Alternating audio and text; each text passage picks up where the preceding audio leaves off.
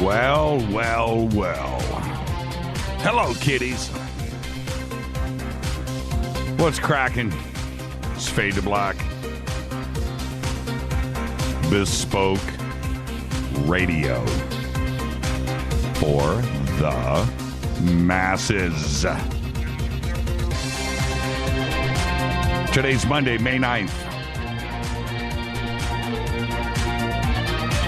129 days, or I'm going to say Monday, Tuesday, May 10th. I did it again.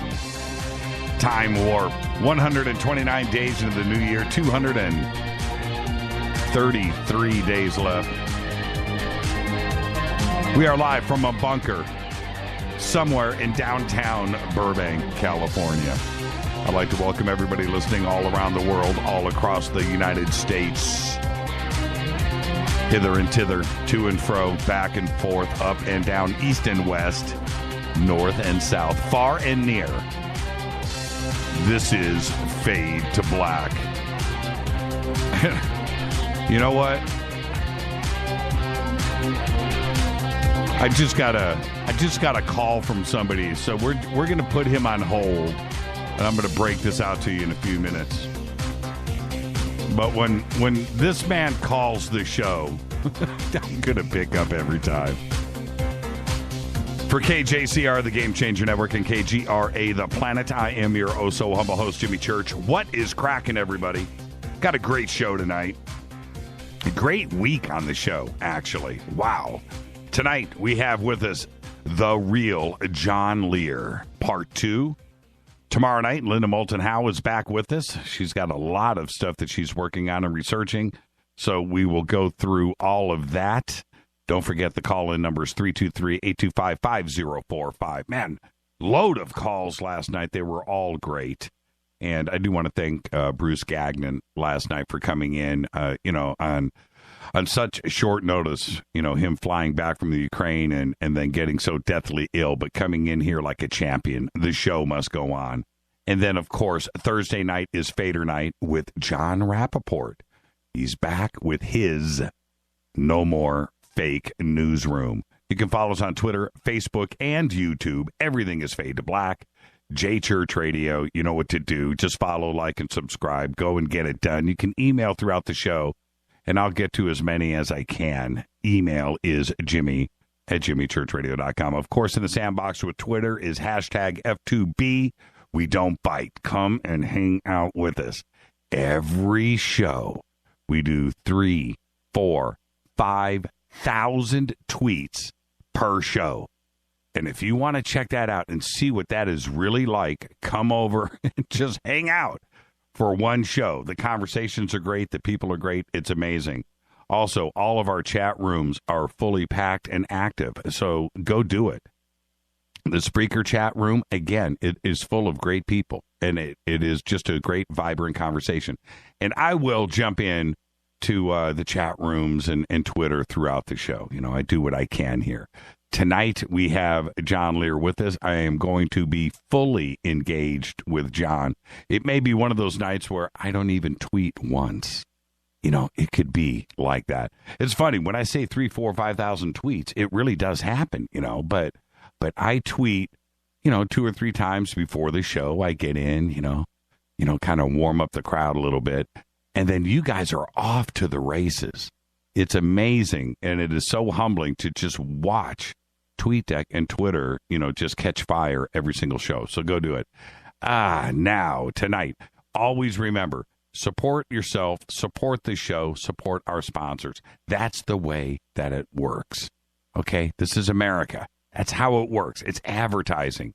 Life Change Tea, one of the best products out there, one of the best companies out there. Oh, by the way, you can go to, just go to Jimmy Church Radio, click on the banner right there.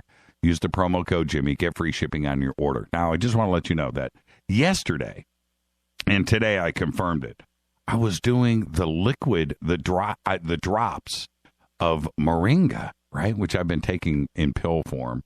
And that stuff is like the tastiest stuff ever. And you can only do 3 eyedroppers a day.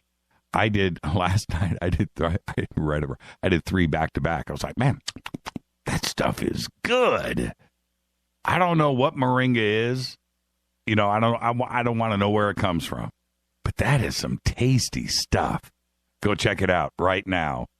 Life Change Tea, getthetea.com. Also, Studio Dome surround sound speakers and the new TWS True Wireless Stereo Technology, Bluetooth technology that is out right now. You can get that package in a hard shell case, $129.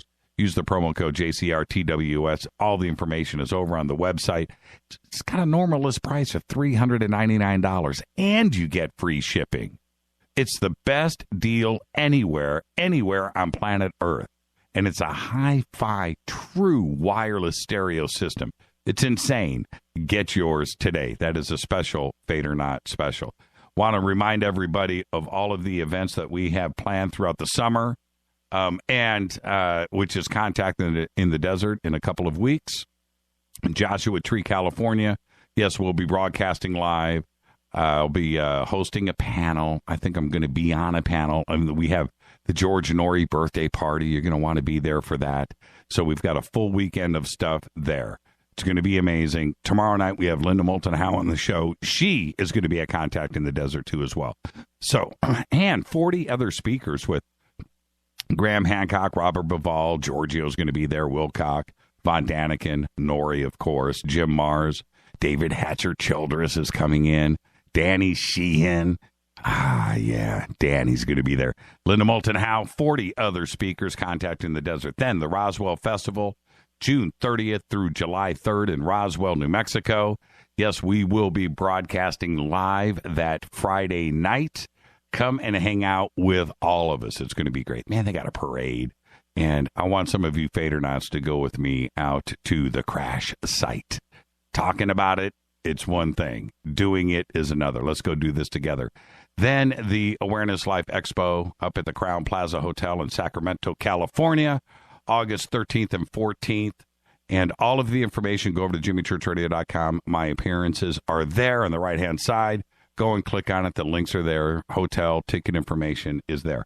Now, we also have about a half a dozen right now. We've got to figure out what we're going to do. But so I'm going to let everybody know over in Europe, we've got about a half a dozen or so invites to go over to Europe. So it looks like we've buttoned down a couple of them, and we will be going over to Europe here very, very soon. More on this as it develops and once we lock everything down, but we've accepted 2 invitations so far. And I think we can make it all happen. It's going to be crazy, but I can't wait to get over to London. And looks like we're going to Oslo, too, as well. That's going to be really cool. Stonehenge is in our future. Let's get this show cracking because I've got somebody on hold here. Today, Bono is 56. Yeah, I don't think he's 56. I think he's older. Donovan today is 70. Is that the dude that did Mellow Yellow? Right? Let's see, where am I? Our dead guy's birthday today is Sid Vicious. 1957 and 1979, died at the age of 21. There's nothing more to say than that he was the bass guitarist of the Sex Pistols. He was more punk than punk ever was. He changed the world and never got a chance to see it. On this day in history in 1877, President Rutherford B. Hayes has the White House first telephone installed. Yeah. And the president or anyone else at that time didn't get any phone calls. In fact, the Treasury Department possessed the only other phone line to the White House at that time. 1877. It doesn't seem like, but I guess they did. They had phones in 1877. Fader fact, the script for the movie Back to the Future was rejected by over 40 times by every major studio in Hollywood, and by some more than once. And that kind of reminds me of what happened with Van Halen. If you recall, Van Halen was literally rejected by every record company here in L.A. And they kept going back, saying no, saying no, saying no. All of those A&R guys that turned down Van Halen are still unemployed. All right. I want to go to the phones because waiting is the one and only Mr. Lee Spiegel. Lee Spiegel, what's cracking, brother? Well, Mr. Church, how are you tonight? I am doing good, Lee. And it's funny that you called. Oh, yeah? Why? It's real funny because I was reading a piece of yours on the Huffington Post. Okay. And it was called Ex-NASA Astronaut Tom Jones Used to Be a Big UFO Fan, Not Now. Right? Right. And he's not the singer either. No, not the singer. Albert Finney's birthday was yesterday.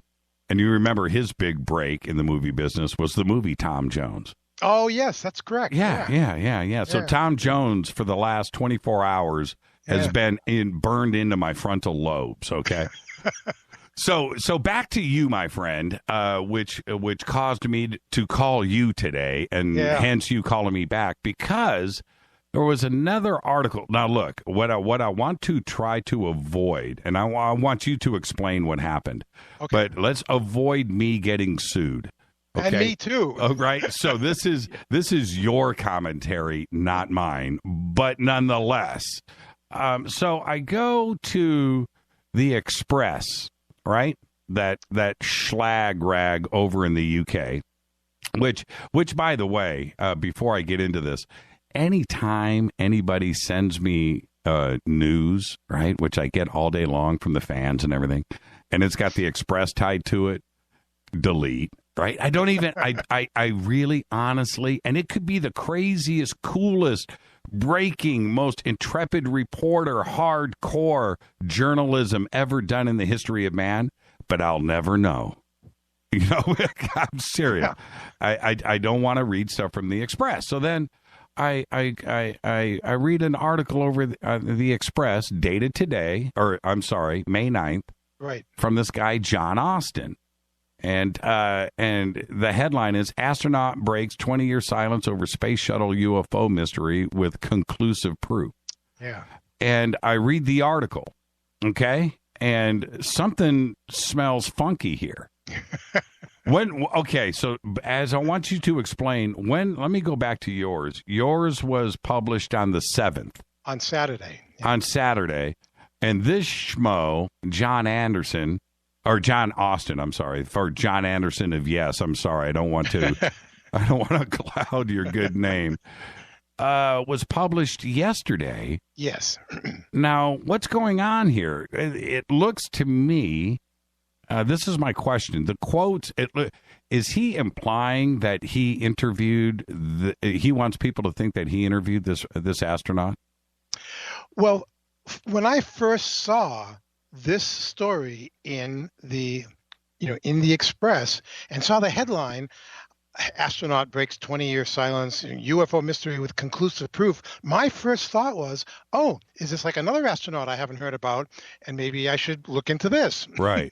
All right. Oh, you were scared. You were scared. Yeah. You were scared before you clicked on it when you read that headline. I know. I mean, you must have been fuming, but go ahead. Well, I wasn't sure.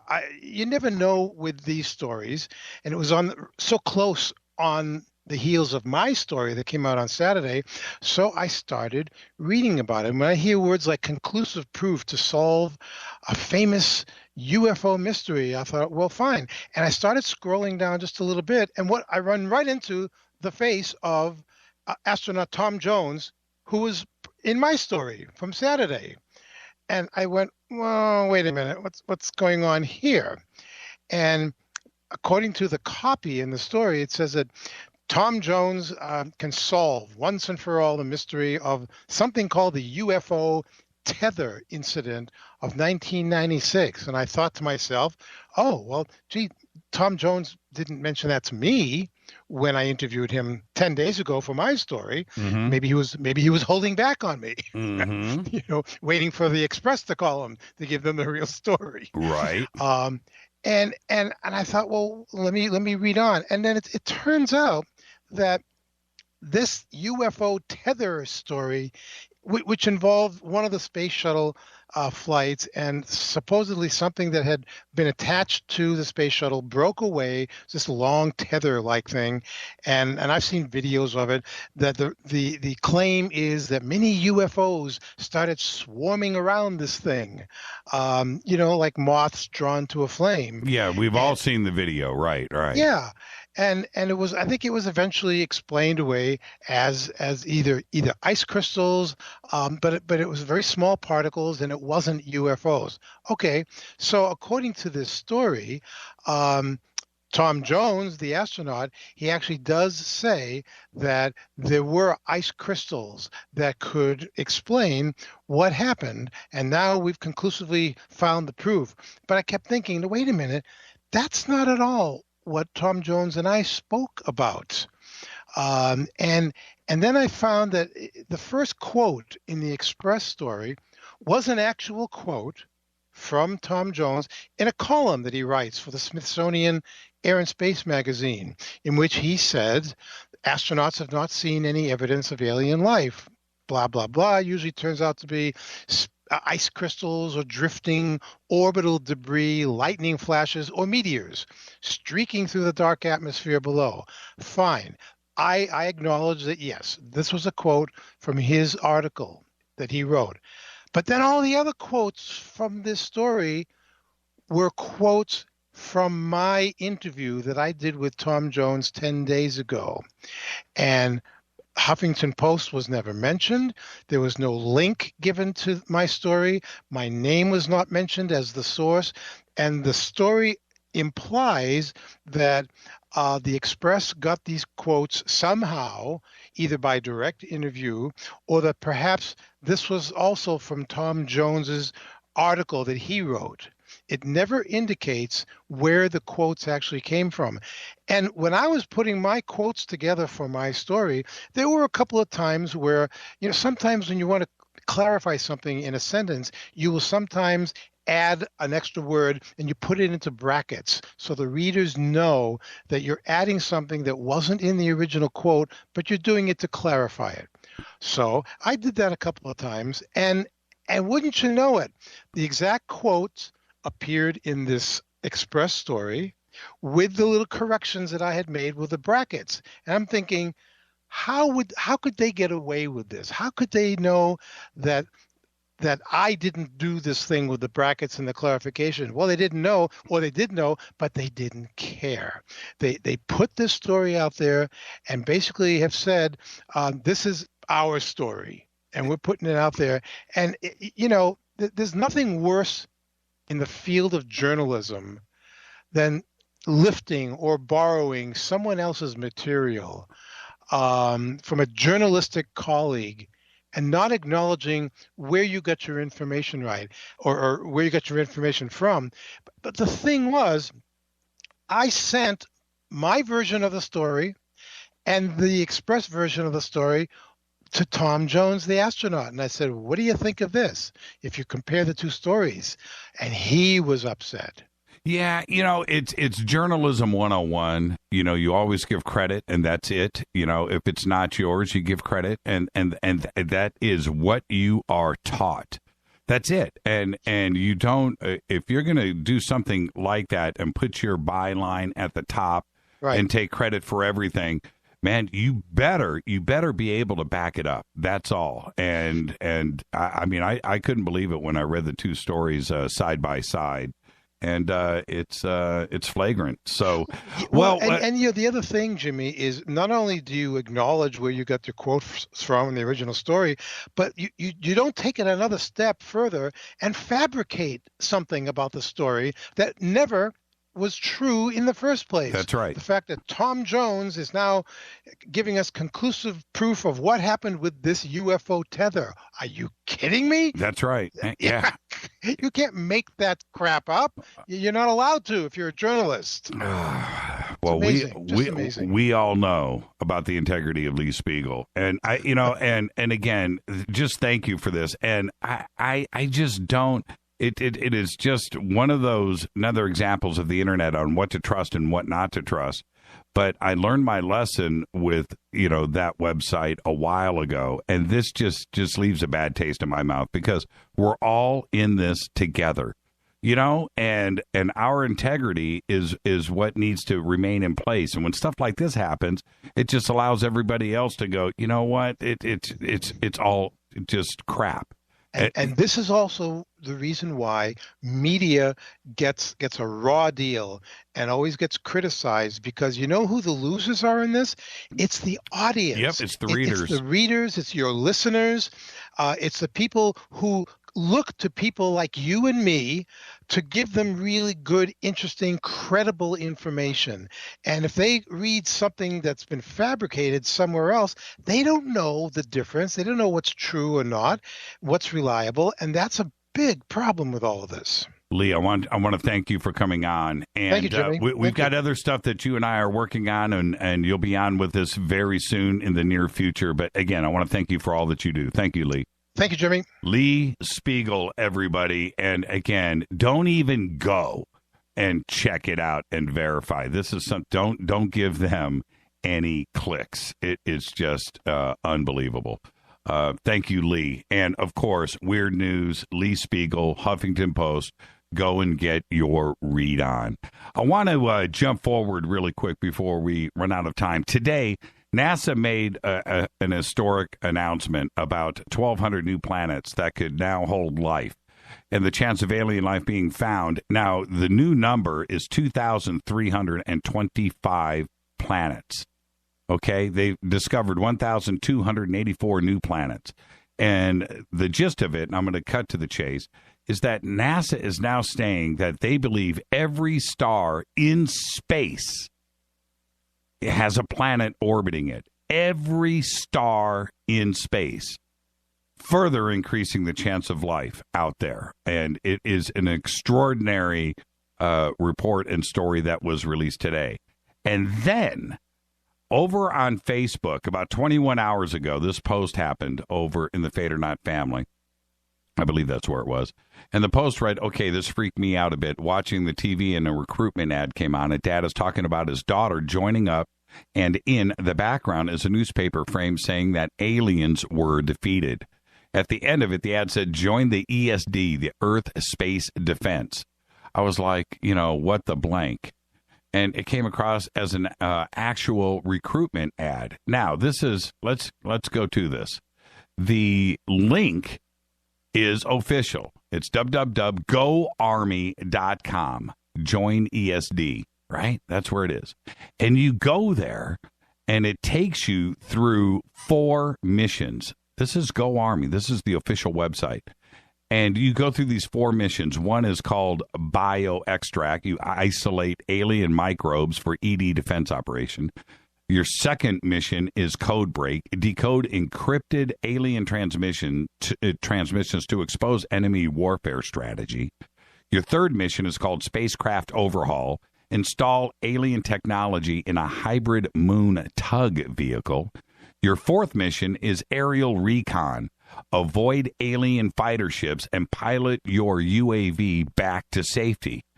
And at the end of each mission, you get a trailer or a piece of video from the new Independence Day movie. This is on the Go Army website. It's crazy. And then when you complete your missions, you're given a rank. Ours was Sergeant First Class. Yes, we did the missions, right? We did. And our rank was Sergeant First Class with a U.S. Army career selection of Microbiologist 71A. And then another link that takes you back to the U.S. Army website. It's like the craziest thing ever. Now, what is the real message here? Think about what is being done. I don't understand. Was there money that was put back into an Independence Day from the Department of Defense? Was it that? Is there a trade-off? Did Independence Day and Roland Emmerich use the United States Army's troops and trucks and tanks and stuff in a trade for this promotion? Or are they really looking for people to go and fight aliens? It's pretty bizarre. You have to go check it out for yourself. Again, it's goarmy.com/join ESD. Now, I don't know. Do we have it up? Yeah, Rita just tweeted it out. It's right here. And if you look, I'm tweeting it now. If you look, there it is. Congratulations. You have now been promoted to the ESD rank of Sergeant First Class. And if you see down at the bottom, microbiologist 71A, entry, right? Rank, blah, blah, blah. And then if you see right there, learn more, and it takes you straight to the United States Army's recruitment webpage. What the hell, man? The video clips of Independence Day that they show are actually pretty cool. But this is something funny, and I can't quite put my finger on it. I think you know where I'm going. Now, really quick, before I bring in John Lear, the breaking news, and it's nuts.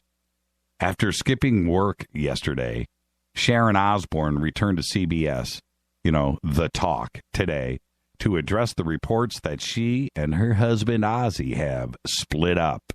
Appearing with her cohorts, including Julie Chen, she confirmed that she threw Ozzy out of after living for 30 years together in their house. She also noted that Ozzy had since moved back in, and she has now moved out of their home. She's quoted on the air today as saying, "He's back and I'm out of the house." Asked why she had chosen to split with Ozzy now, she replied, "Because I'm 63 years old and I can't keep living like this." Strange. And the thing is, we all wondered about that marriage, right? It's a bit strange, after all these years. She's so sophisticated and he is who he is. But they managed to stick it out. And that's what's nuts for me. I don't want them to break up, do you? It's kind of, frickin' frack, yin and yang, black and white. They can't break up. Not after all this time. Stick it out. This is Fade to Black. I'm your host, Jimmy Church. When I come back after this break, the real John Lear is with us. On the Game Changer Network and KGRA The Planet, this is Fade to Black. I'll be right back.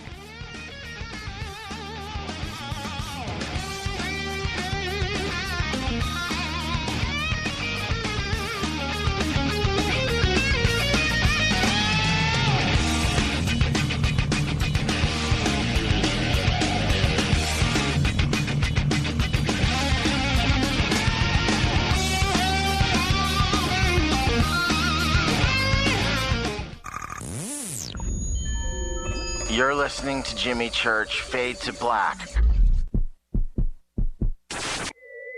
Fade to Black will now pause for alien identification. The station that talks the net. KGRA Radio. What's up, revolutionaries? It's me, Jimmy Church. Do you have an IRS or state tax issue? Well, I did, and I called national tax experts.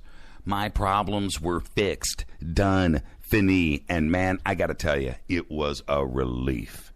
National Tax Experts are a recognized tax office that services clients in all 50 states. It doesn't matter where you live. Give them a call. I'm telling you, they take the time to understand each and every client's individual financial status as well as their financial goals. And that's exactly what you need, my brother, when you're taking on the evil three-letter. So, seriously, give them a call today at 1-877-909-5444. Again, 1-877-909-5444. Or go check out their website, www.nattaxexperts.com. That's NATTAXEXPERTS.com. Tell them Jimmy sent you.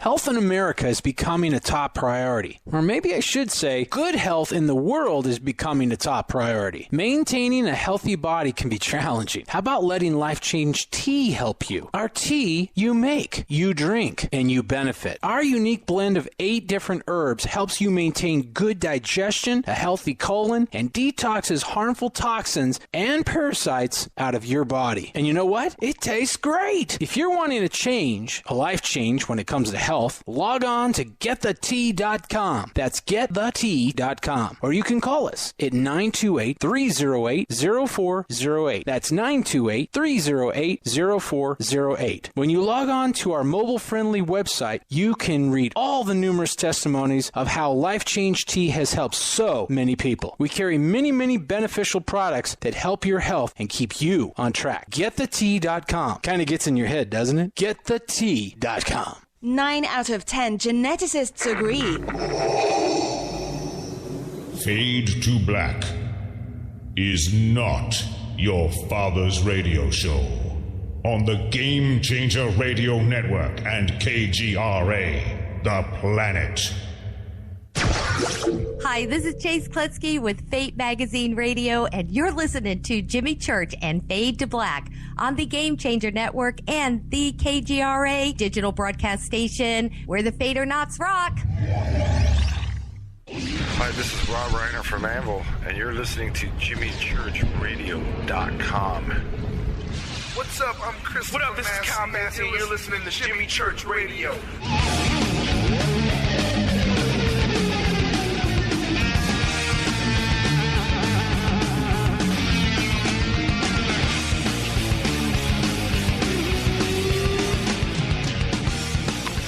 All right, everybody, welcome back. Fade to Black. I'm your so humble host, Jimmy Church, and tonight we have back with us John Lear for part 2. We're going to pick up where we left off last week. Tomorrow night, Linda Moulton Howe is with us. She's got a bunch of stuff that she is breaking as far as the news goes, and we will be doing that tomorrow night. Then, of course, Thursday night's Fader Night with John Rappaport and his No More Fake newsroom. But tonight, it's John Lear. He is a retired airline captain and former CIA pilot, as well as the son of the famous inventor of the Learjet. He is a former Lockheed L-1011 captain and is highly regarded in aviation circles. He has flown over 150 aircraft. He has earned every certificate granted by the Federal Aviation Administration. He has also held 18 world speed records and has worked for 28 different aircraft corporations. During the late 1980s and early 1990s, John began coming forward with some startling revelations concerning the subject of aerial phenomena and unidentified flying objects. His website is The Real John Lear, and I would like to welcome back to Fade to Black the one and only John Lear. John, welcome back to the program. Thank you, Jimmy. Glad to be here. Yeah. Oh, now, John, do you sound good and fresh? Oh, man. Hey, John, I don't know if you listened to my intro on the show tonight. No big deal, but check this out. The U.S. Army, I want to start here because I would love your opinion on this. The U.S. Army on their website has 4 games set up for gamers, video games. And this is the official U.S. Army recruitment page to test against alien technology, to find alien microbes for testing, for bioengineering. They have another code-breaking thing with alien symbols, and you break this code. There's another one where you repair your craft and you tug it back to the moon, and then you get a rank at the end of it, and then it links you back. It gives you a title and also a suggested career path to go fight aliens. And you go back to the United States Army recruitment page and continue. And when you may or may not be aware of this, I'm sure it doesn't surprise you, but is there something going on where the Army is actively recruiting to confront an impending alien invasion? Is that a question? Yeah. Well, I mean, is there something going on that we don't know about with the Army, and do they know of something that is coming our way? Well, I'm sure they do, but I don't know if there's anything coming our way. But there's nothing we can do about it, and it's just ridiculous to have that kind of a program like we can do anything about it. Yeah, if the intelligence would be something we wouldn't know anything about, would we? Right, and we're not going to be able to do anything. The main problem here is the aliens were the one that made us. They invented us. They made us in a laboratory, and this is what the government doesn't want us to find out. That's why they come up with all these ridiculous fake aliens that we're going to help them do something, like fix their, I remember 20 or 30 years ago, what it was they told us they're on the, or what the military told us is the aliens are on the backside of a evolutionary curve, and they came to Earth to see if we couldn't help them. That's so ridiculous. I mean, those guys made us millions of years ago, and there's nothing we can do about it. And with Reagan's famous comments, that he made back at the United Nations, that we would unite as one, if we had to defend the Earth against an alien force outside of this world. I think, I'm paraphrasing, but that's what he stated. Do you think that Reagan knew something back then too as well? I mean, why start the fear if there isn't something there? Well, they don't tell the president everything. When he comes into office, of course, they all want to know about what's the truth about Area 51. They're not going to be told anything about Area 51, and that's all there is to it. When the president gets his briefing, the way security clearances work, or 20 years ago they worked like this, this top secret is the lowest clearance you can get. Then above that, there's 28 levels of top secret crypto, and then above that there's 10 names of different classifications. Now, each one of those classifications has certain information, and if you get, say, classified, you get a classified number of 21. That doesn't mean you get to know everything that's in 21. They tell you what you need to know. The President of the United States doesn't get to know very much. He has a top secret crypto clearance of about 17. He doesn't need to know that because he's an elected officer. And one thing the people that are in control hate is elected people and appointed people, because they aren't vetted through their system. So, there's just no way. That's an interesting way to look at it, because, I mean, for us that don't really understand how that works, because even if the president did go and ask somebody that he thinks is in the know, they can honestly say they don't know anything because they don't know anything. The way it's compartmentalized, they don't know. Right, and so he's not asking the right person to begin with, and he would have to ask what, 1,000 different people to put the pieces of the puzzle together.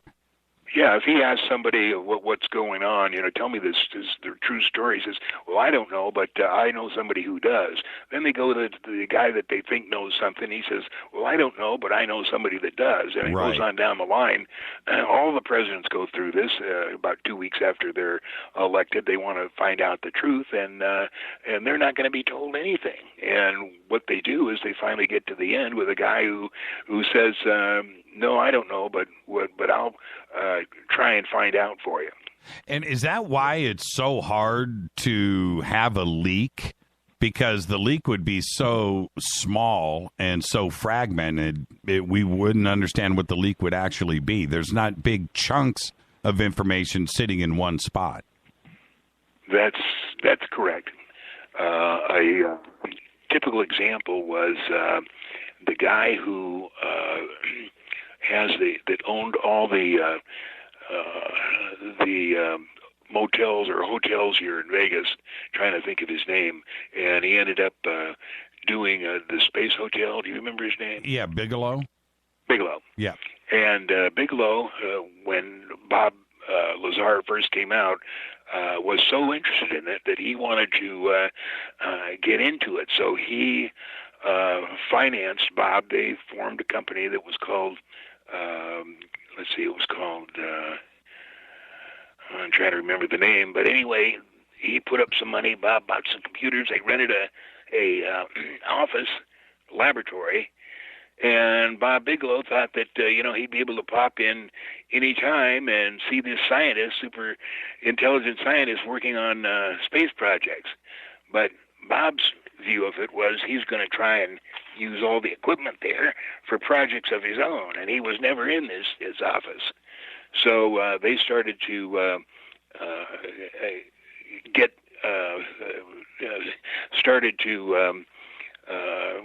bring this thing to a close, and that's when the military stepped in, and they said, well, we'd like to help you.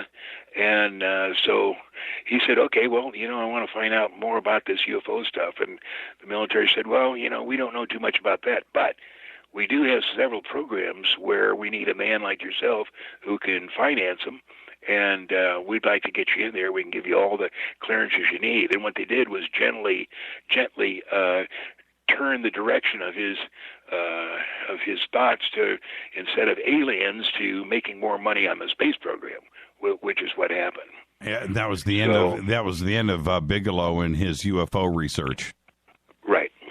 What John, for the audience, and they would love to know, what drives you? What drives you to continue this pursuit of truth?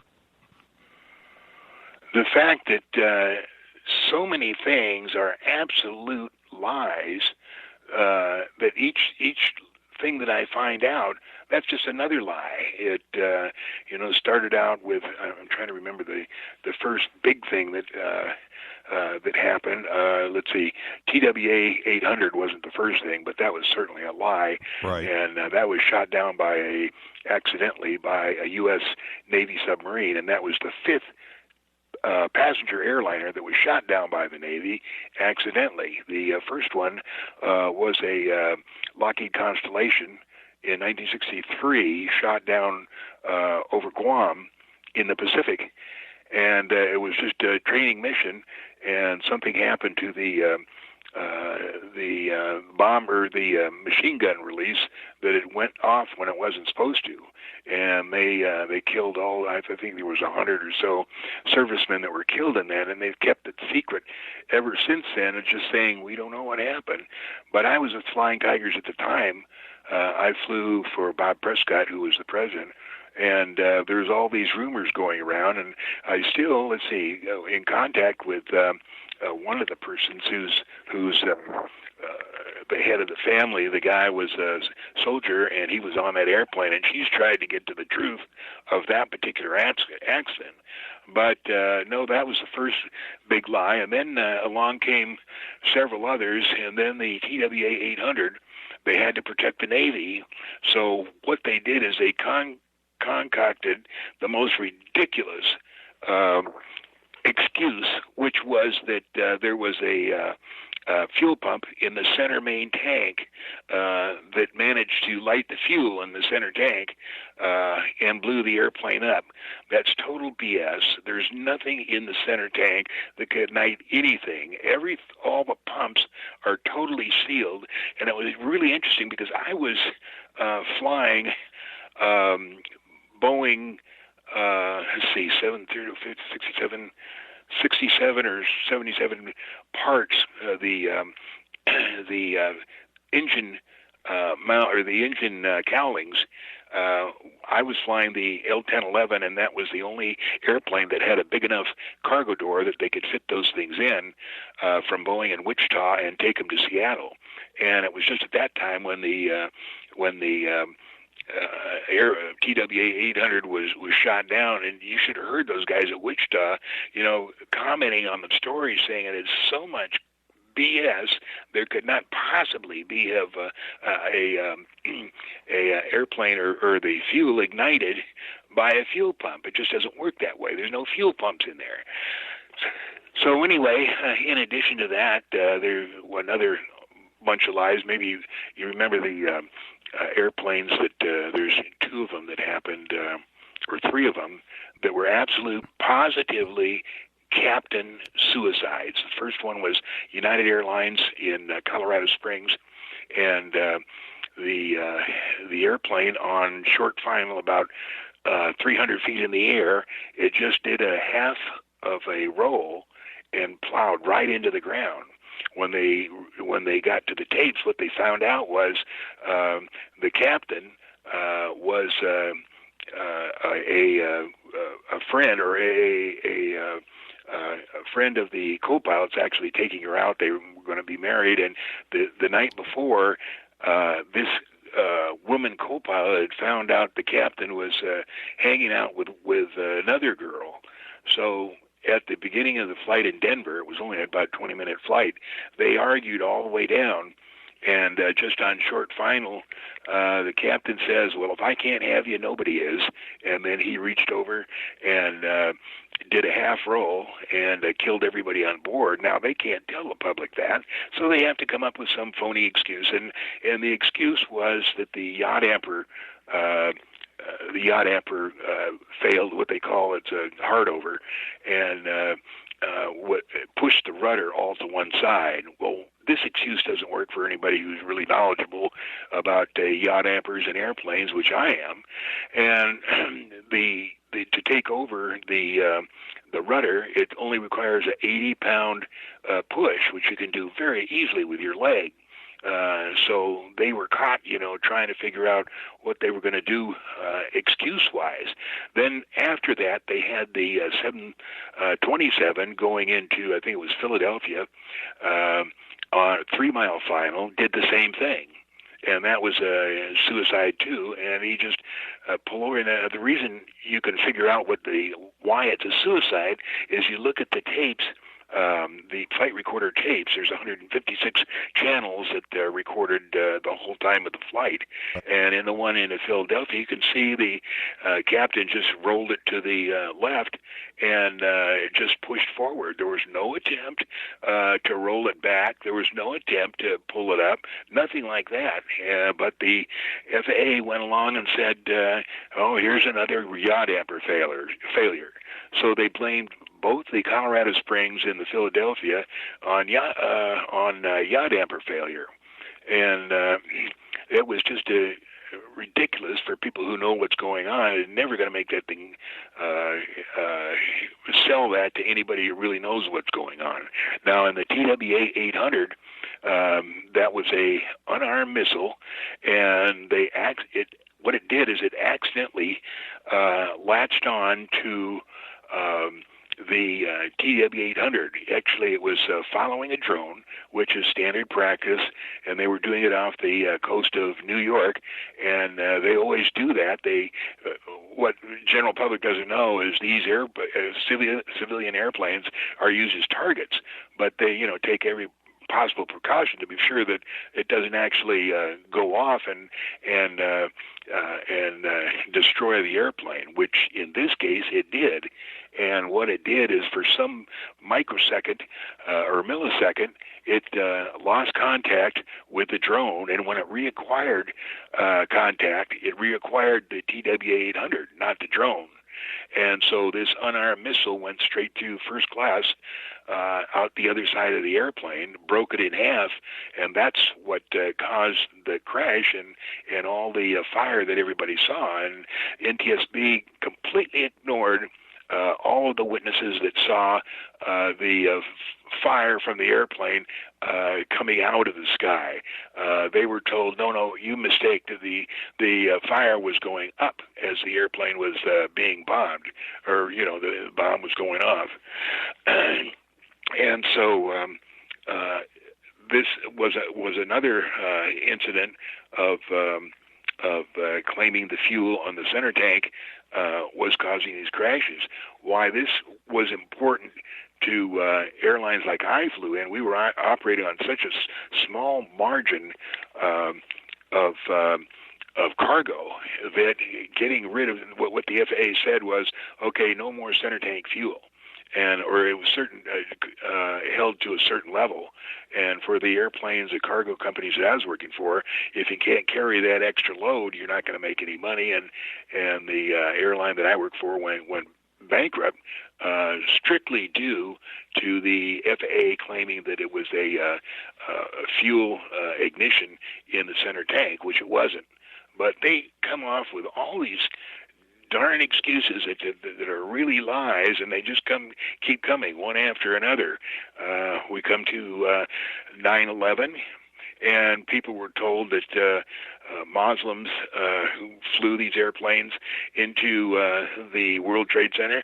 I can't tell you how ridiculous that is, having a guy that has never flown a 767 get in that thing and fly it and hit the World Trade Center, which is 208 feet wide, and hit it dead center. It's just impossible. And I wrote a 11 or 12-page affidavit, which I sent to the New York courts, supporting another suit. Trying to prove that it wasn't what they said it was.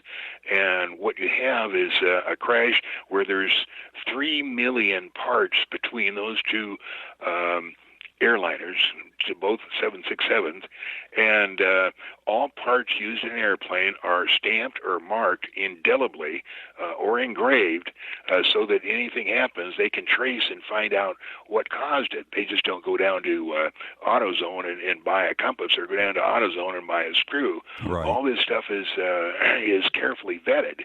And what happened in the 9/11, there was, out of 3 million parts, there wasn't one single part ever found that belonged to either of those 767s, and yet there's still people that believe those airplanes flew into the World Trade Center. It just did not happen. It could not happen.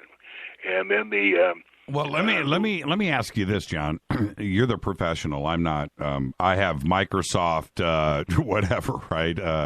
The airplane program.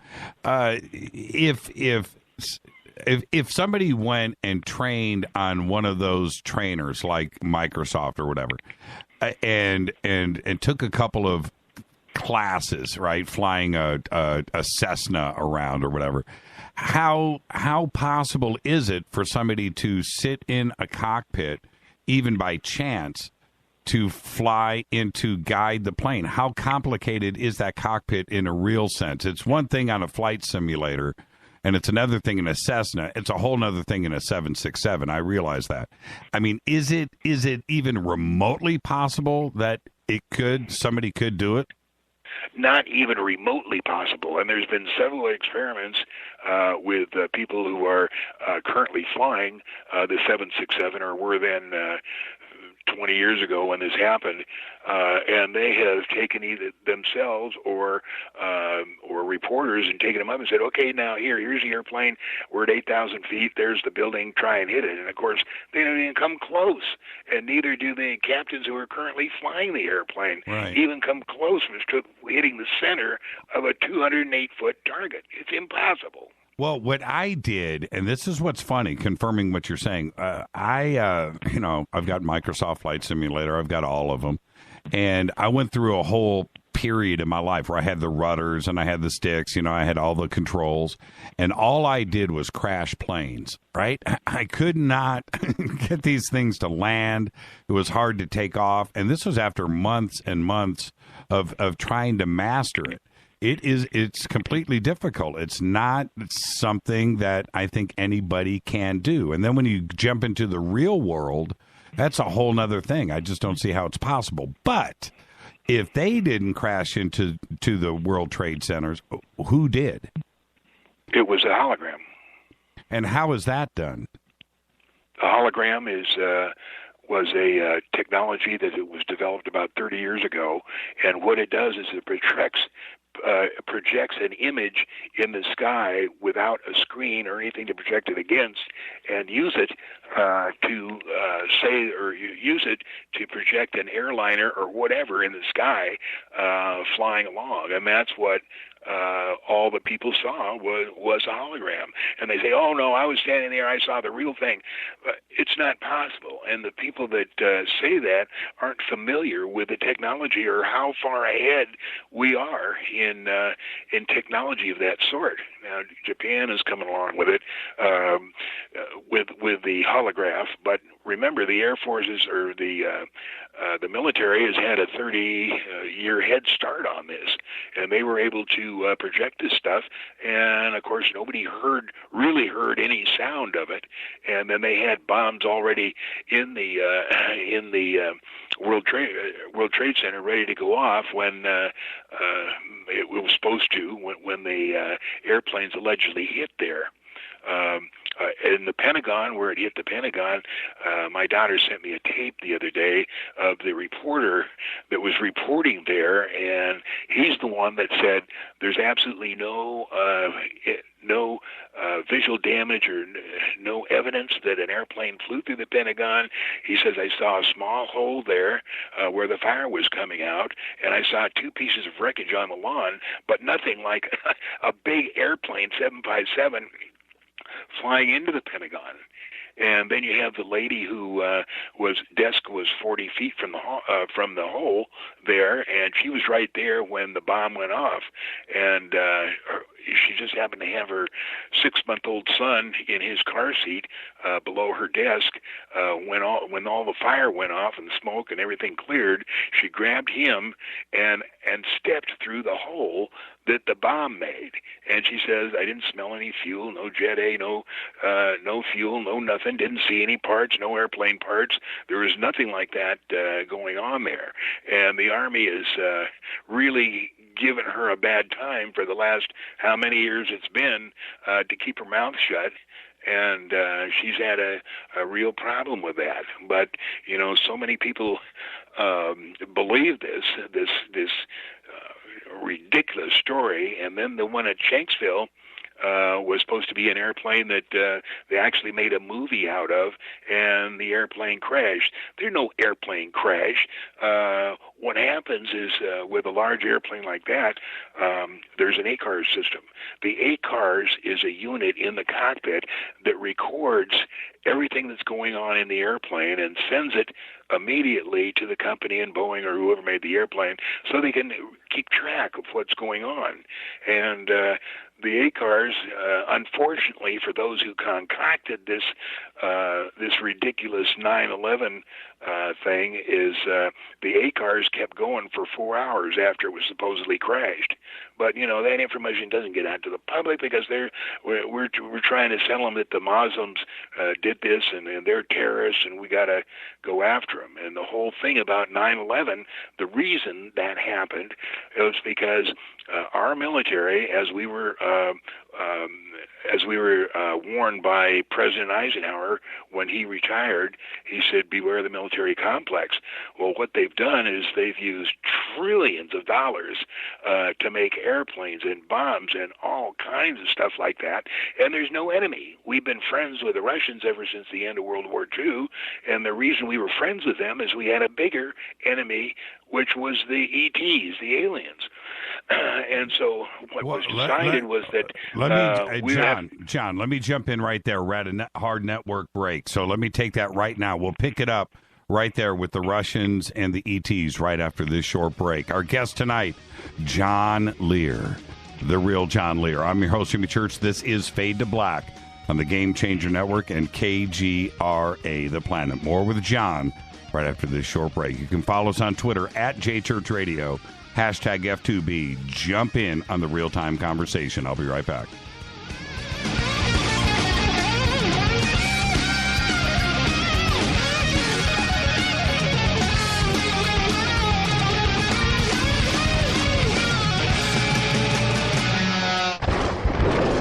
This is Fade to Black with Jimmy Church on the Game Changer Radio Network and KGRA, the Global Radio Alliance.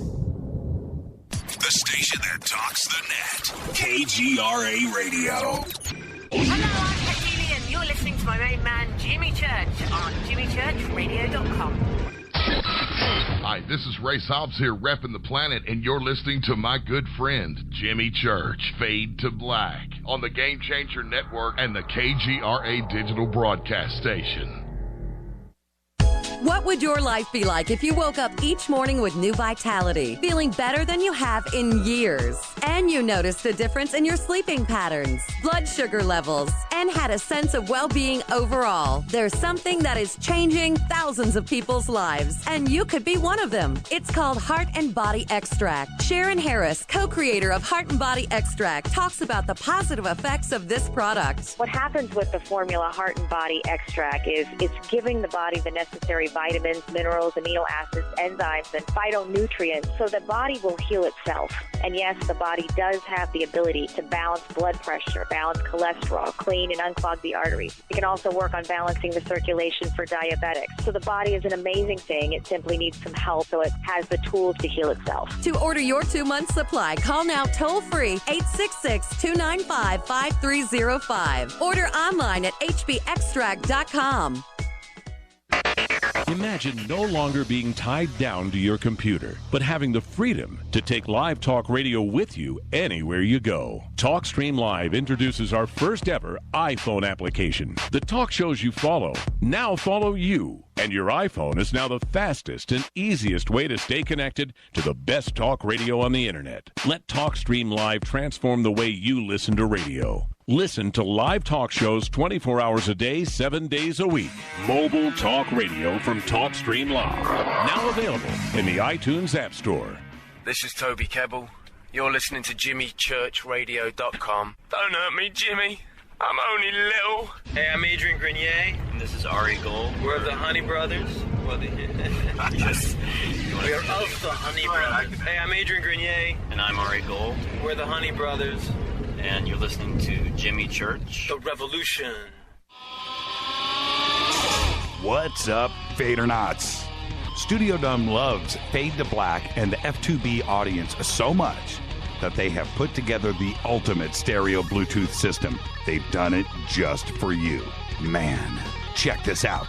The Studio Dome SBB2 stereo system is here. It's featuring 2 Studio Boombox 2 SBB2 wireless Bluetooth speakers, packed in its own custom hardshell case. This Studio Dome system features the very latest in stereo Bluetooth technology. The 2 full-range boomboxes are in true wireless stereo. You've got to hear this. It's amazing. It's just $129, and use the promo code JCRTWS, and you'll also get free shipping. It's simple. Just go to jimmychurchradio.com, click on the Studio Dome banner. Go Beckley Tepe. This is Micah Hanks of the Gralien Report, and you're listening to Jimmy Church on Fade to Black, across the globe on the Game Changer Radio Network and the one and only KGRA Radio, The Planet.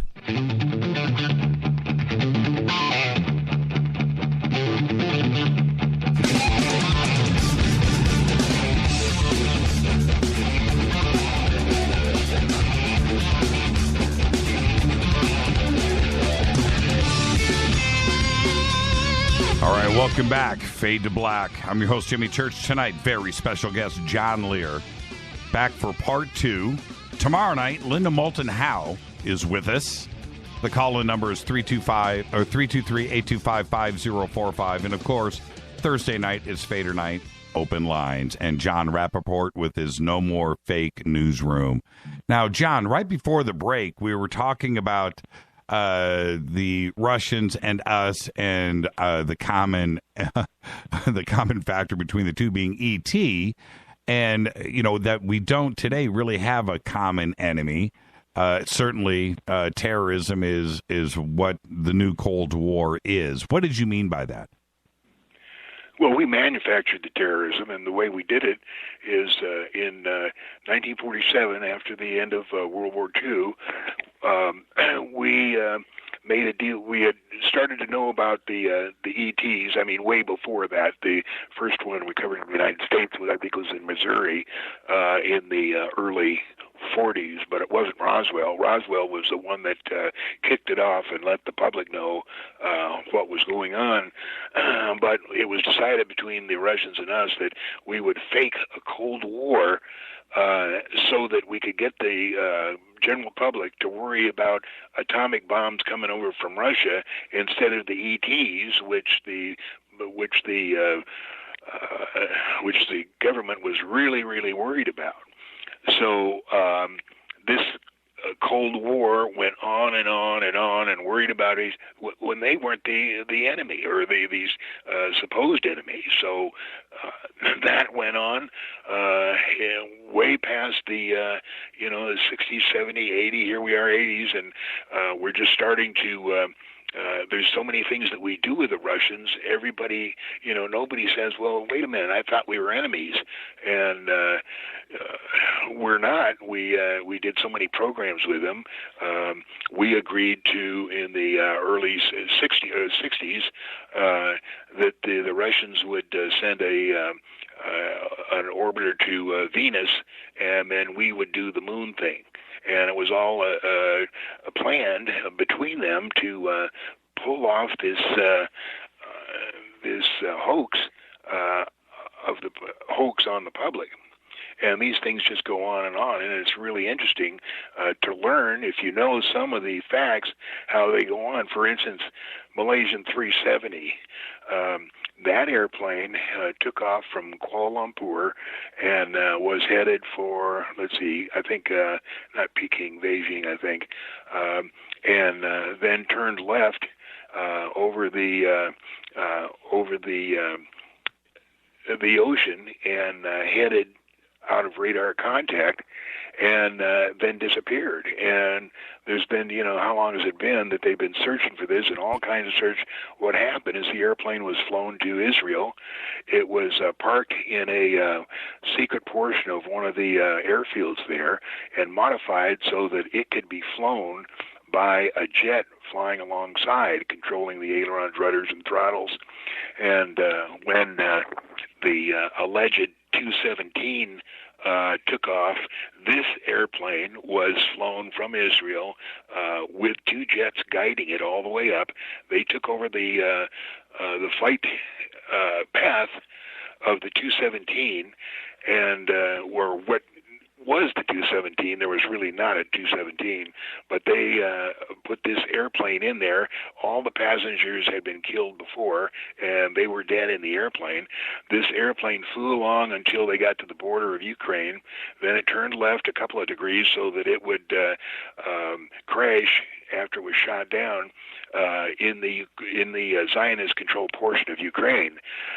So what happened is when it got to that part of Ukraine, the two fighter jets shot it down, and it crashed, and everything was handled by the Zionist-controlled portion of Ukraine. And people are looking for 370. It's crashed. It's in Ukraine, and all the bodies and everything. Everybody's starting to figure that out, that airplane crashed in Ukraine. There is no other airplane. Why is it, John, that the simple question is, why isn't there GPS on every single plane, private, commercial, on planet Earth? I mean, we all have GPS with our cell phones. It's that simple. Why could something that fundamental just not happen on aircraft? Why don't they do it? They do. There is GPS on all of the major airplanes, because the manufacturers of the airplane and the manufacturers of the engines want to be careful of liability about what their airplanes are doing, so they got to know where it is at all times. I'm not sure. I think it was Rolls-Royce with the engines on that particular 767. But those things were operational. So Rolls-Royce, Boeing, all know exactly where that airplane is, where it landed, whether it crashed or whether it made a smooth landing, and all that information is held together by the people that would be liable if something else happened, if it were really hijacked. but they know what's going on. But the forces in control, and whoever those may be, make sure that particular part of the information doesn't come around. Now, for the people who follow the 9/11 story and the Pentagon crash, you had Cheney, Vice President Cheney, up there in command of the operation, and I think it was Mineta there or somebody saying, no, it wasn't Mineta. I think Mineta was the guy that heard the conversation, and the conversation was the airplane's 30 miles out. Did the order still stand? And Cheney says, yeah, have you heard anything different? And so Cheney knew exactly where that airplane was going to go, exactly what it was going to do, and it was actually a flyover. What they did is that they flew at about 200 feet until they were parallel with the entrance or with the wall of the Pentagon that they wanted to hit, and then they had the explosion, the bombs that went off in the Pentagon, and that airplane flew along out of sight, probably landed there at Andrews Air Force Base or some other place near there. And there's nothing, nobody was killed in that airplane. Where all the passengers went, I don't know. Are they still alive? I don't know. But whoever's in control of all this doesn't seem to have too much sympathy for all the families that are related to all the people that are killed. For instance,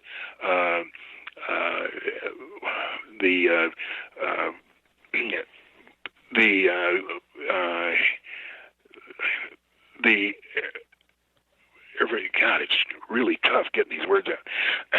It's like somebody's trying to stop me. The World Trade Center number 1 and number 2 was where they were going to hit, and there was no all this was just a plan using holography. Which the public doesn't know anything about, and so if they don't know anything about it, they're not going to know that it was just a hoax.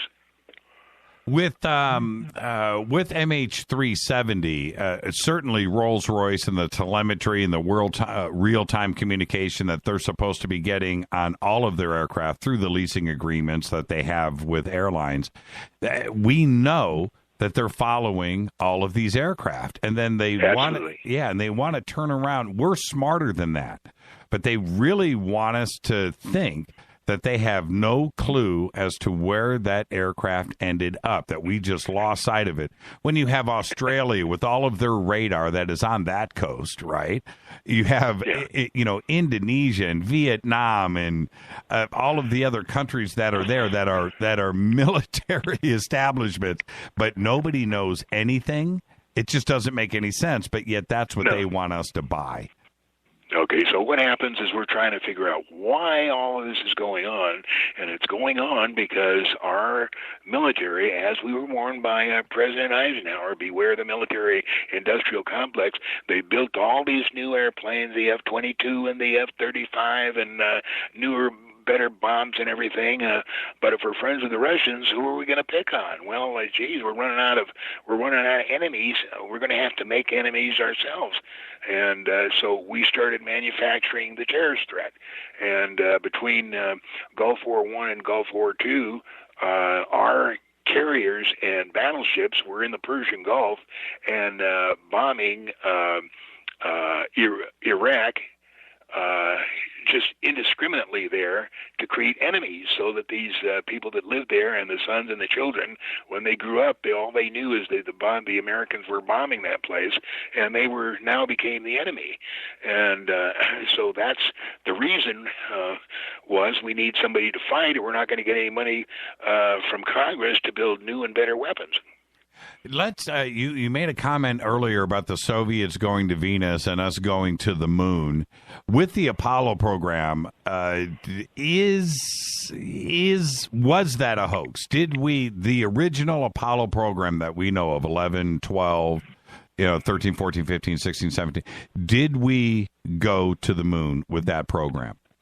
No, absolutely not. We didn't go any more than 300 miles out, and the reason is because of the Van Allen belt.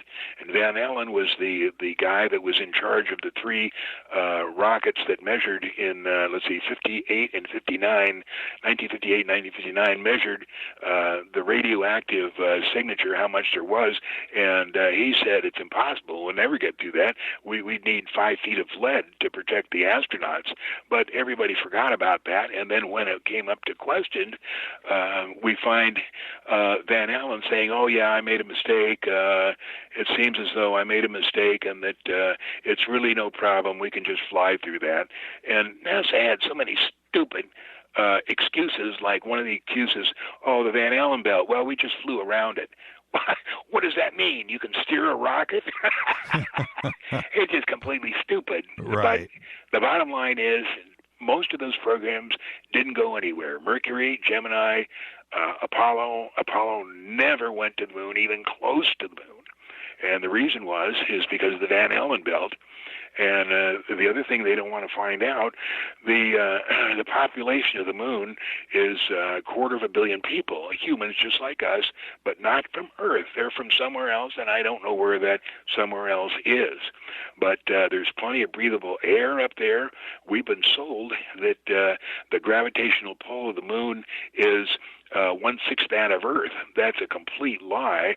And what happened is in 1993, a lady named Perry Spolter, Spolter, write that down and buy the book. It's called The Gravitational Force of the Sun, or Gravitational Force of the Sun, and she proves absolutely, mathematically and scientifically that that Isaac Newton's second law of gravity is wrong, absolutely wrong. He said that gravity is created by the size and the density of a planet or object, and that's totally wrong. When he died, somebody put in a false equation, and that equation was gravity equals mass 1 times mass 2 over r squared, radius squared, and that is the thing that brings you up falsely to that the moon's gravity is 1/6 that of Earth. If you use a different equation which doesn't use the size or the density of an object, then you find out that the gravitational pull of the moon is 68% that of Earth's. That means that Apollo could have never gone because they'd have never had enough fuel to go. Like von Braun told us at the beginning of the space program, we're going to need so much fuel that the rocket has to be taller than the Empire State Building. But everybody seemed to forget that when all this hoopla about Apollo going to the moon. That's why they had to murder Virgil Grissom.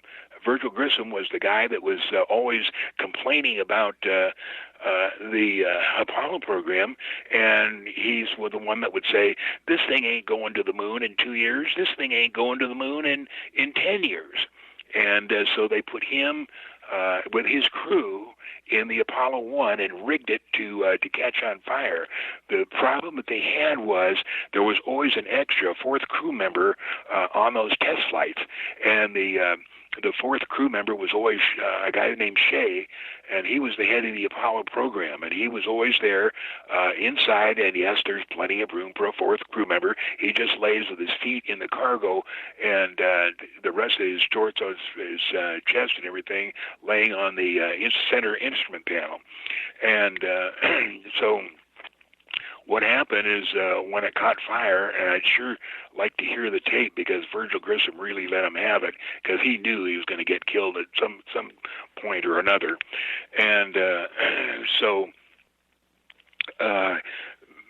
when they had to recover it, there's always been an unexplained 45 minutes lapse of time after the fire before they started removing Virgil, Chaffee, and White. The reason there's a lapse of time there is because that gave the secret NSA crew time to get in there and move remove the secret astronaut. What happened is Shea had to go to New York that day, and he couldn't sit in there, which he usually did, and they used a astronaut from the secret astronaut corps. Well, the problem is, now that he's dead, if anybody finds out that there's a fourth crew member in there, they're going to want to know, well, where did he come from? What's his name? And how come he's in that thing and he's not on the list of any astronauts? He was in the secret astronaut corps. So I have this guy's name, and someday, hopefully, when I'm still alive, I'll find somebody who knows that name. I've never said it, never told anybody it, so I know if somebody comes up to me and said, John, was it so-and-so, I'll know whether he knows the real story about Apollo 1 or not.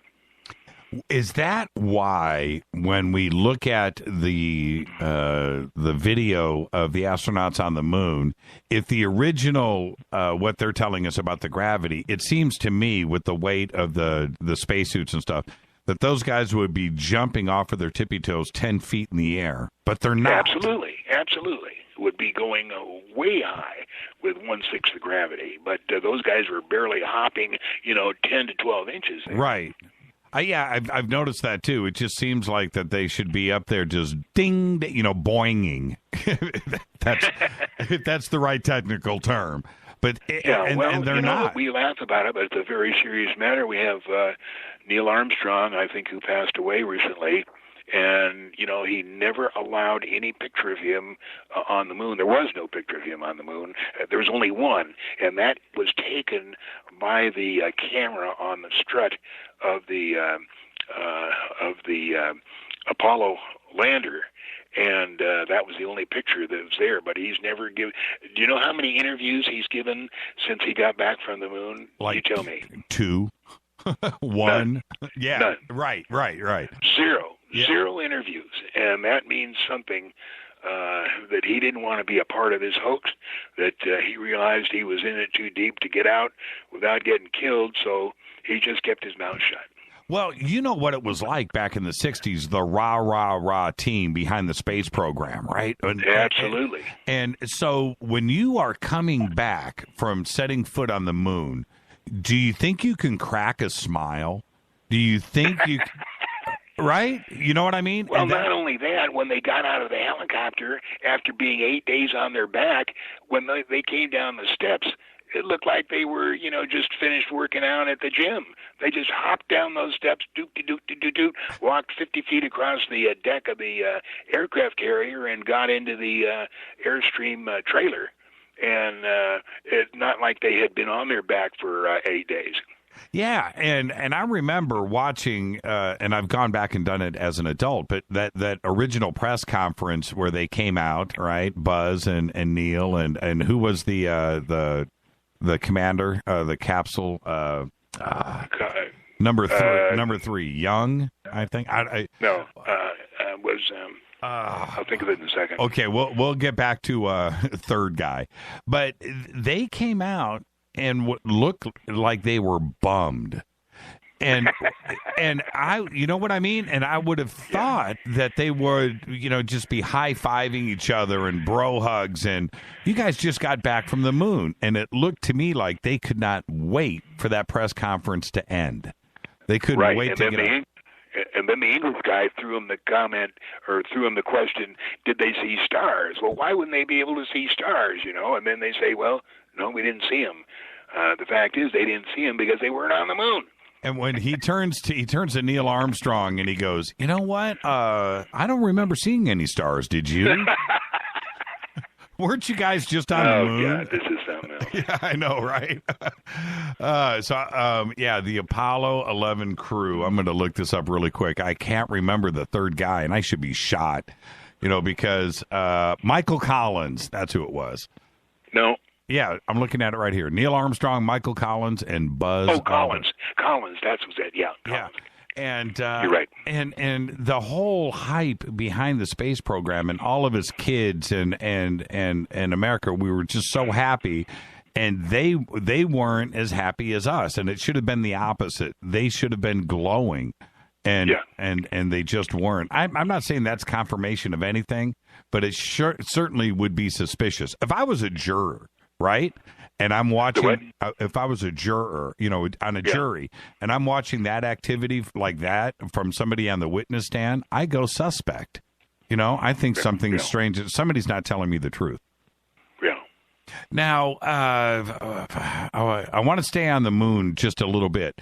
With us not being, the radiation, I understand that. The other complex thing for me is the technology. When you think about what we had then versus what we have now, I don't know how they would have made it to the moon. That's a little bit crazy for me to think about. But the other part of it is we haven't been back, and we have not gone past that 300-400 mile orbit here, and yet we have all of this amazing technology, unless we're doing it and we're just not telling the public.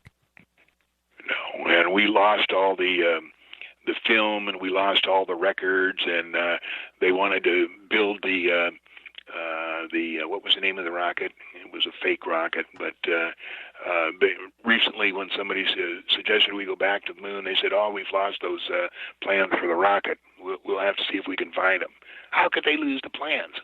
Well, and if you remember, you just brought up a good point about the tapes of the original Apollo missions. They recorded over them. What do you mean you recorded over the tapes? Who does that? And I'm just sorry. You can't be pinching pennies that much that they just needed to reuse audio and computer tape. Yeah, no, they just have to figure out a lie, and one of their frontmen, James Oberg, goes right along with it. And oh yeah, we went there, and it's just all an outright lie. Now, what is? We're going to be headed to a break in about 2 minutes. Today, what do you think is going on out at Area 51? Have they moved it? Do you think that there's nothing going on there? Could it be up at Dugway or maybe at some island in the South Pacific? Or is the actual real research in alien technology still cranking out at Area 51? They're still working up there. Their big story was that they were going to move it because they didn't want hordes of people with buses at the on the perimeter there to interrupt or see what they're doing. But yes, it's still there. They came up with this story that there's a secret base out at Dugway. The actual secret base, and there's more of them. The only one I know about that's really secret was built at the same time Groom Lake was, and that's up 40 miles south of Wendover, Utah, just across the border into Nevada. And there's no name for anything where it is, but I have friends that have been there, and that's where the black triangles fly out of and other stuff. But Area 51, yeah, there's still a lot of stuff that goes on there. I think that, I know of 15 levels below the desert floor, and supposedly there's another 30 levels beyond that below there. What they do there, I don't know, but yes, it's very, very active, and it's getting so much that they getting the people up there. They had they had these 5 airplanes that bailed, or what they call rented from Hill Air Force Base, the Air Force unit there, taking all the people that work there every day. They go back and forth. But now they have so many people up there that what they did is they built a secret subway, and it goes from Luxor right across from McCarran Operations, where the McCarran Operations for Special Operations is, and makes a stop at Bellagio, and then it goes straight into Groom Lake or Sandia. There's a new secret base. Oh, I forgot. There's another secret base called Sandia, and that takes up most of the Paiute Mesa there. And out on the desert floor, there's 2 gigantic runways with hangars in between them. And what that was able to do was the people were able to work on different projects and go out the other side of the hangar and fly without the people on the other side knowing what they're doing. They were trying to, increase the secrecy. I have a great idea for the both of us. Let's you and I go to the Luxor. What do you say? Absolutely. The original door was in the gift shop. We'll be right back with John Lear. This is Fade to Black. I'm your host, Jimmy Church. Stay right there.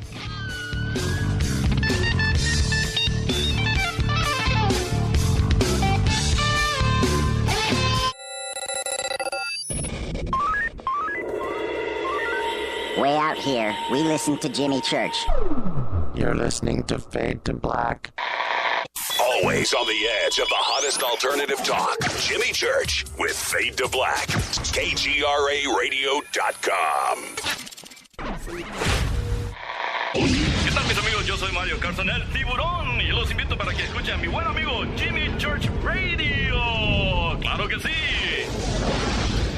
Do you know what's in your body soap? Well, I didn't know the answer until about 5 years ago when I looked at the label of my soap and was shocked to see all the chemicals. For my entire life, I had been assaulting the largest organ of my body, my skin, and to think my children were using it too. Well, a lot has changed since then. Today, my family and I operate Stone City Farms, where we make and sell all-natural goat milk soap using fresh goat milk from goats we raise on our farm. Our mission at Stone City Farm is to produce high-quality, all-natural goat milk soap for people who want a fresh, unrefined, natural product. At Stone City Farms, we offer scented and unscented soaps and a signature line of gift sets customizable to your needs. To see what our customers are saying, go to StoneCityFarm.com. Use the code NATURAL for a 20% discount. That's StoneCityFarm.com, code NATURAL for 20% off your order. You never know what could be hiding in your soap. Did you ever turn to your radio for your favorite talk show to find that it's been preempted for this? In the air to deep right center. Back goes Lewis to the wall, and it's all here! Or this? And I'm ashamed of you, Hillary, for voting for it. Do you have a favorite talk radio program that's not available in your city? Just go to TalkStreamLive.com for links to the best streaming talk radio shows. At TalkStream Live, you will find live talk shows 24 hours a day, 7 days a week. All your favorites are here. With such a large selection, you will also discover some new favorites. On the go and still want to listen? With the mobile smartphone, simply type TalkStream Live on your internet browser. Now you can take internet radio with you. You will also find hundreds of music, news, and sports streams. Best of all, the TalkStream Live directory is free and there's never a login required. Remember TalkStreamLive.com, the fastest route between you and your favorite talk radio show. You are listening to Fade to Black with Jimmy Church on the Game Changer Network. Oi, oi, I'm Reese Evans. You're listening to Jimmy Church. This is Revolution. The revolution will not be televised. The revolution is on radio. Ciao.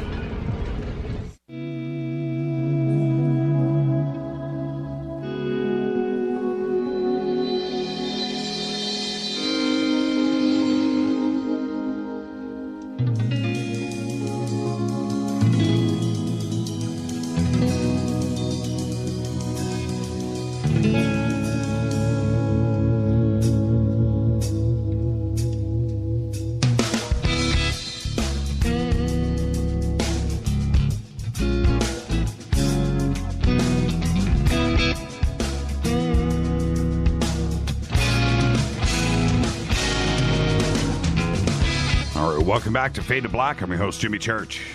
Tonight, John Lear is with us. Tomorrow night, Linda Moulton Howe, right here on Fade to Black. Thursday night, Fader night, John Rappaport will be here and his No More Fake newsroom. Hey, John, I got to tell you, the questions that have lined up here in Twitter, oh, man, I'm going to try to get some of them, if not all of them, in tonight, but people love you, man. I just got to say. And let me, before we continue, I just have to, this is from Mark, and he says, can you ask John about his near-death experience when he crashed as a young man in 1962? Yeah, when I crashed, what they did is it was near the, it was in the soccer field at the boarding school I used to go to, and the ambulance drive to Geneva, Switzerland, where the hospital was, about 45 minutes, and I didn't remember the crash, but on the way to the hospital, I remember floating above my body and looking down and saying, no, I'm hurt too bad. I'm never going to make it. I'm never going to make it to the hospital.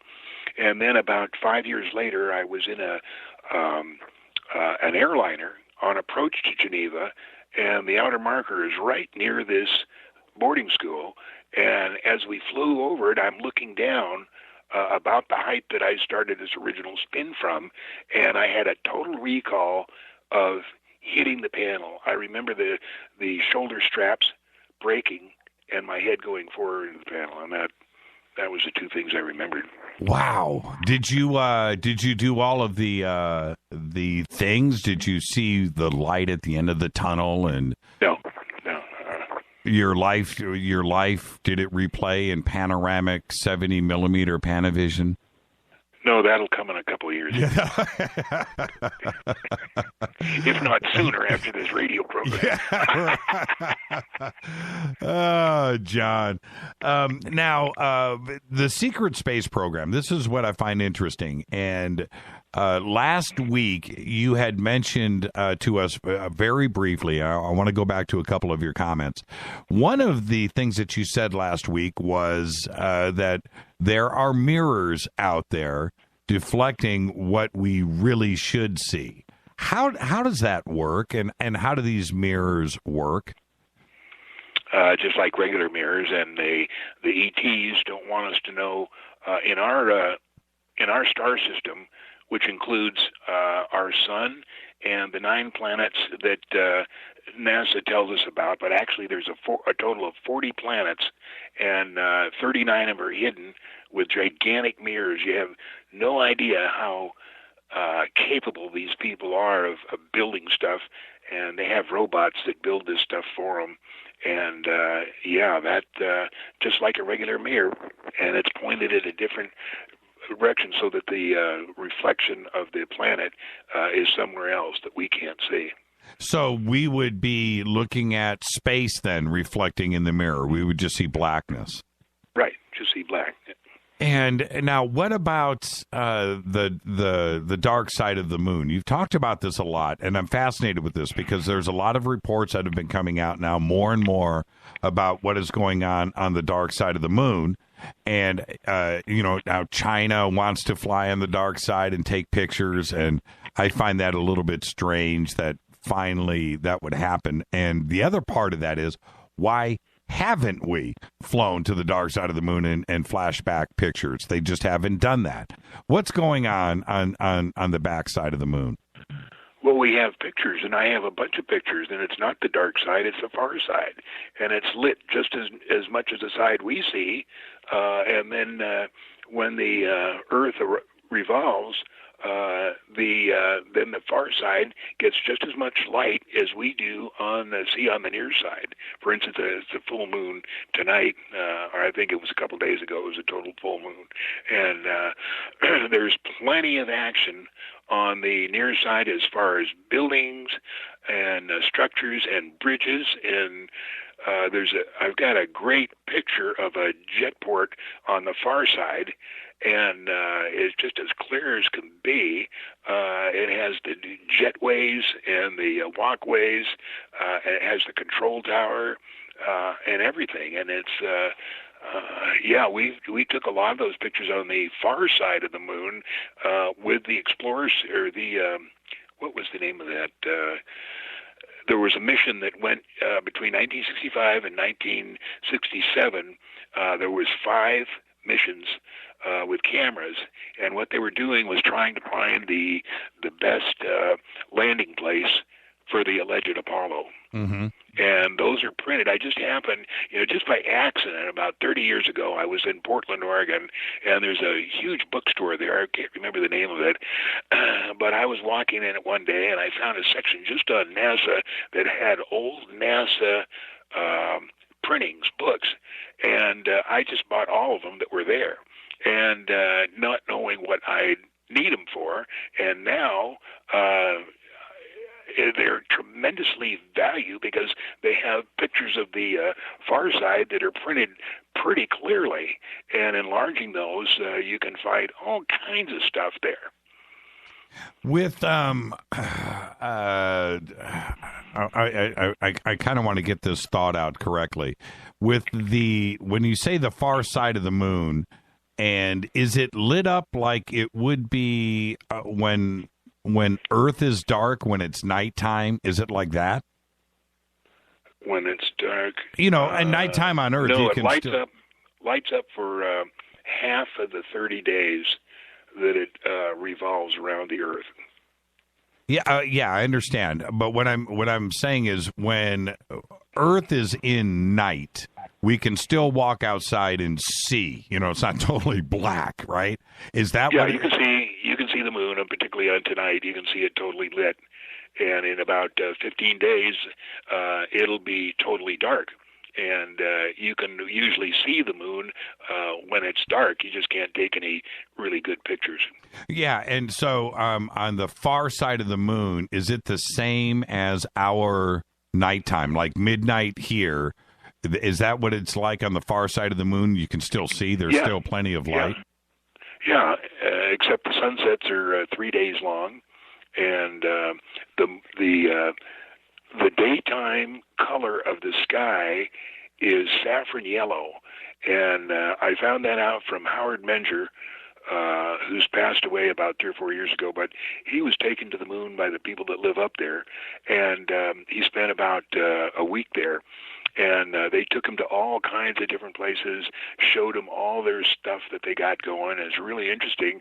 And he was still alive when I started my really interest in the moon. And so I emailed him and asked him if I sent him 6 color swatches of saffron yellow, would he pick out the one that was closest to the color of the sky daytime on the moon? And I sent these swatches, and he sent back, and he put an X in the one that was identical to the sky that he saw when he was there.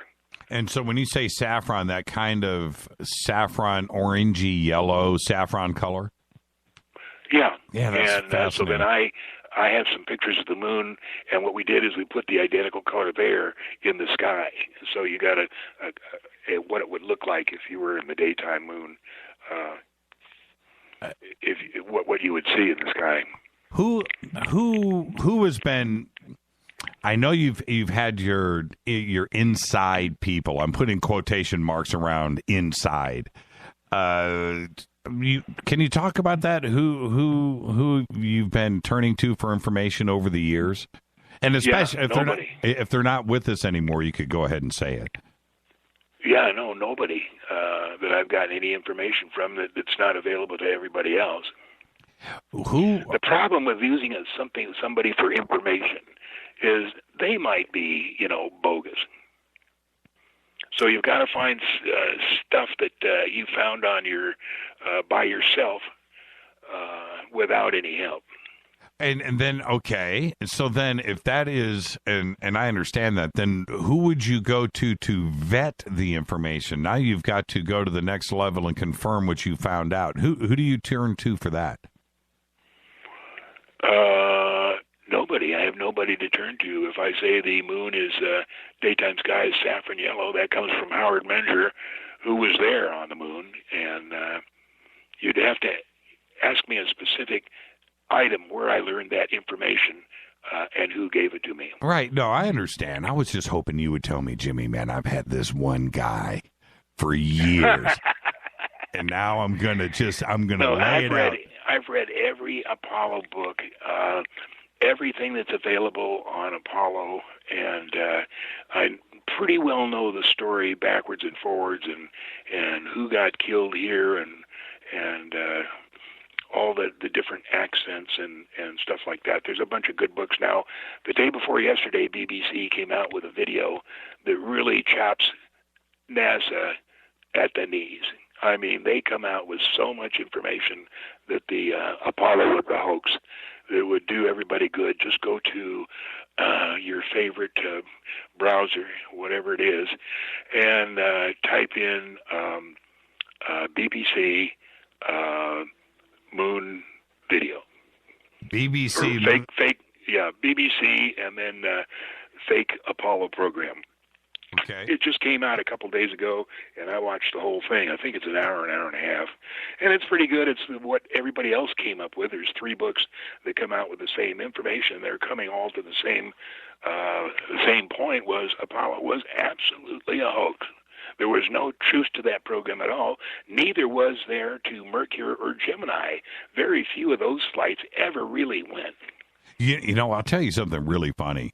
Years ago, 10, 15 years ago, I have there's a big Russian community here in Burbank, as you know, right? And coming up to me because they know I'm into this stuff, going, Apollo was a hoax. And over there in the Soviet Union, they've known about this for a long time, and it wasn't propaganda. This is, and it's really funny where I would try to defend and listening to my Russian friends, bang, bang, bang, bang out facts. This is not coming from Bart Seibel or other people that have been doing this over here for a long time. This is from a whole nother community, a whole nother country, a whole nother continent that, they've known this for a long time. It's really funny. And for me, John, it's not, we have the Van Allen belt. We have those issues and what von Braun said about the size of the rocket and fuel. I get, you know what? When I went to the Smithsonian and I looked at the Apollo capsule and I took a really hard look at it, that looks like the technology from a 1960 Volkswagen Beetle. That's what that looks like to me, man. That doesn't look like anything that made it to the moon and back. It just and the lunar lander is the same thing. There's Scotch tape all over it, and this is while they were in flight, or when they were able to take some pictures of that. And when they allegedly moved away from the moon orbiter to land on the moon, allegedly land on the moon, they took pictures, and the use of masking tape and duct tape and all the rest of that is just ridiculous. And the thickness of the wall of the lunar lander, I think, is like a thousandth of an inch or something more ridiculous than that, and that was supposed to hold in 4 or 5 pounds of pressure for them to believe, but to breathe. But it's just ridiculous to look at some of those pictures. Yeah, and survive the crazy temperature swings that you have. It's hundreds of degrees going in both directions, and also all the micro meteorites that would be flying around. It just seems to me like it would be pinged full of holes, and it would never have had pressure to begin with. But yet they expect us to believe that. I wanted to shift gears and pick your brain a little bit on MJ-12 and those documents. You've been outspoken about this for a long time, so let's clear the air on some of it. MJ-12, the collection as a whole, those documents, hoax or real?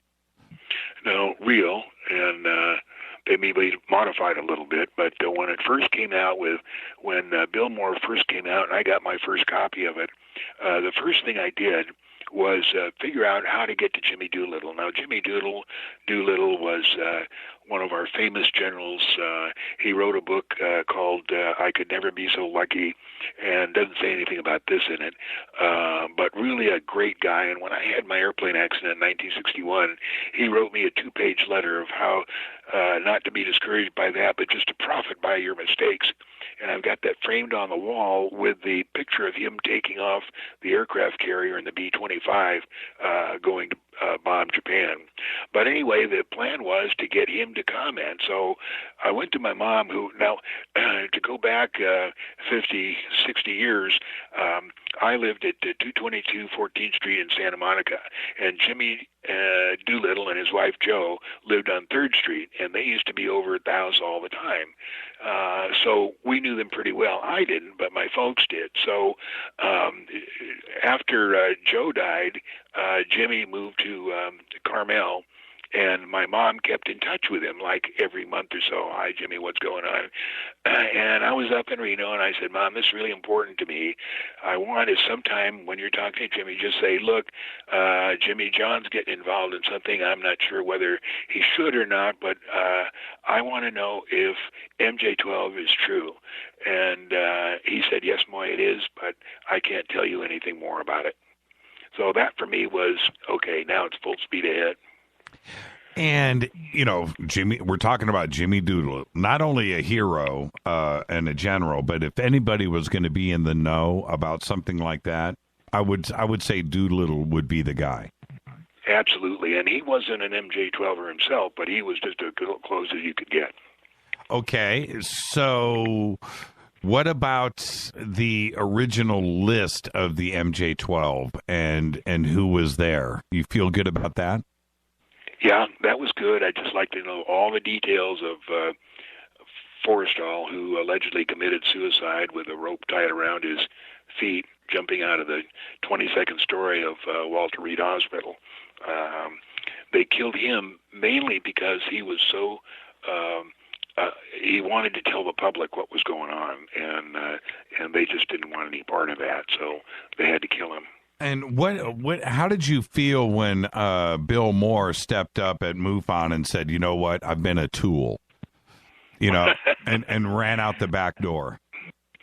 I was that year. I was head of Las Vegas MUFON, or Nevada MUFON, and when I was supposed to, run the whole show, and so I picked my speakers, who was, there was me and Cooper and two others, I forget who they were, and we were carrying on in the next room. The reason is because MUFON, after I picked all these guys and set them up, said, no, we don't want you to have those guys speak. We've got other people we want up there. And so instead of obeying their orders, what I did is just set up the next room there, the convention room, and had my my own people there, so that we could hear the real stories of what were going on. And how did you feel at that moment?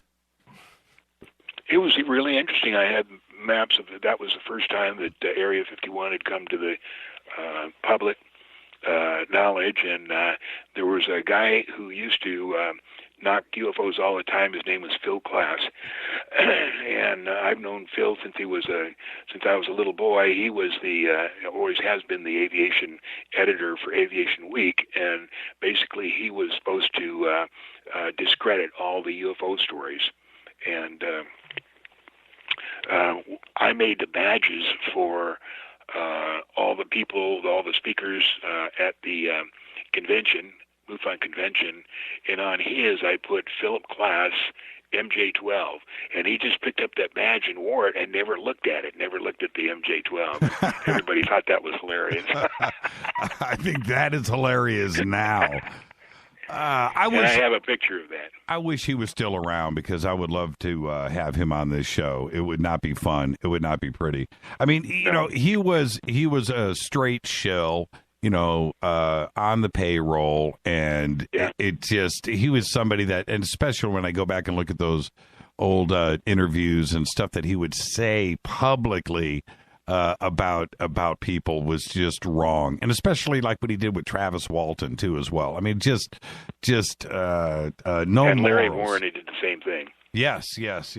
So, but back to Bill Moore. So when he made that statement and dashed out the back door, because he probably would have been taken out into the streets on Las Vegas Boulevard and tarred and feathered, and so he takes off. What do you think that did for the MJ-12 documents at that point? I mean, for you, did it put a question mark on everything? And was he given real documents and used as a tool?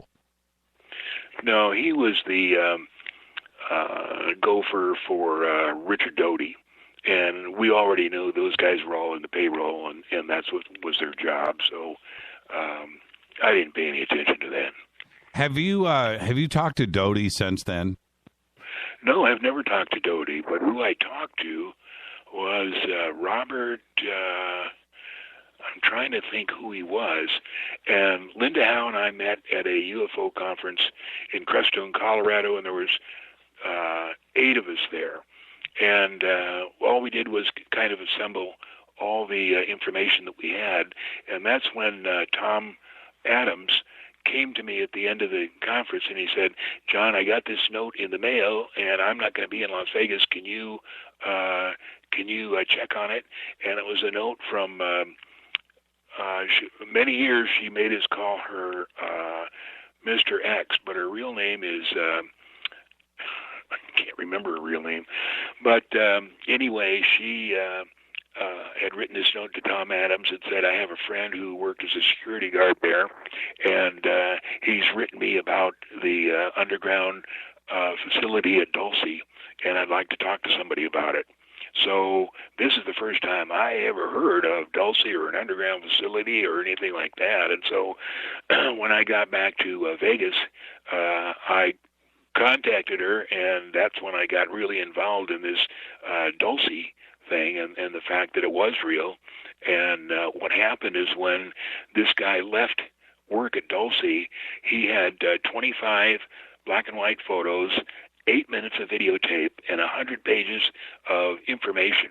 And he put 6 copies of these into separate containers and gave each container to a friend of his, 6 different friends of his, including Sherry.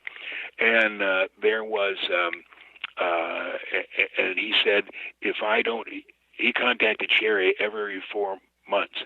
And he said, if I miss 2 contacts in a row, in other words, 8 months, you're free to do with these whatever you wanted. And Sherry had hidden the one package, which is about 50 miles south of Las Vegas in the mountains. She took me down there. I didn't climb up in the mountains to look for it, but she showed me where it was. And that was how that came about. Now, what happened is after that conference in Crestone, Colorado, I drove with Linda down to see Clifford Stone in Roswell. And as we left Crestone and drove down to, let's see, we go by Espanola and near Los Alamos, and just after that, there's a big long valley, and this is in 1988, and there was 4 or 5 stealth fighters following us the whole way. Now, that stealth fighter hadn't been released to the public yet, and it was really interesting to see him. And then we went on down to, I'm trying to remember the name of that city. It's before you cross over to the main highway going down to Roswell. But halfway, right at the turnoff to where Brazel's Ranch was, we're driving along. I'm with Linda Howe, and we see 14 or 15 dead cows. And I'm wondering, holy smokes, how can this be that I'm with Linda Howe and we just happened to run into these cows? And we walked over there, took pictures, and looked for any signs of classical mutilations, and then there wasn't any. And then we drove down to find the first ranch and asked that rancher what he knew about the cows. And he said, oh, they have this disease, and one of the agencies is going to come down and pick up the cows. What were the odds of that happening? You and Linda and 14 dead cattle. I mean, that was really weird. There's been things that happen like that. And the other thing is when we stayed with Clifford for a couple days, and when I drove home, it was dark when I got to Kingman, and so Kingman up to the Boulder Dam, in those days, and that's been 30 years ago, was dark as hell. There wasn't one single light going up to the dam. And I'm driving along and just a little on edge, thinking of all the stuff I'd learned and everything. And I see this little light behind us, and it wasn't a car light, wasn't that big. And I'm colorblind, so I'm just saying it was like orange or red or something like that. And it's following me along, and I got scared. And so I started speeding up until pretty soon in this old truck of mine, I'm doing 90 miles an hour. And then I thought, wait, this is ridiculous. I'm going to stop and see what is. So I slowed down, stopped, got out, looked behind me, nothing, couldn't see any light. And then, well, I'm just imagining things. Got in the truck, started it up. And again, going along about 60 or 70, and here's light back again. And after a couple, maybe 30 minutes, it disappeared. And I never know what caused that or what they were trying to do, but it certainly scared me. The real John Lear. This is Fade to Black. More with John when we come back after this break. Hey, John, you want to take a couple of phone calls? Absolutely. Let's do it. Let's open up the phone lines. This is Fade to Black, and we have the real John Lear. I'm your host, Jimmy Church. We'll be right back. Hi everybody, this is Rob Halford, the Metal Guard on JimmyChurchRadio.com.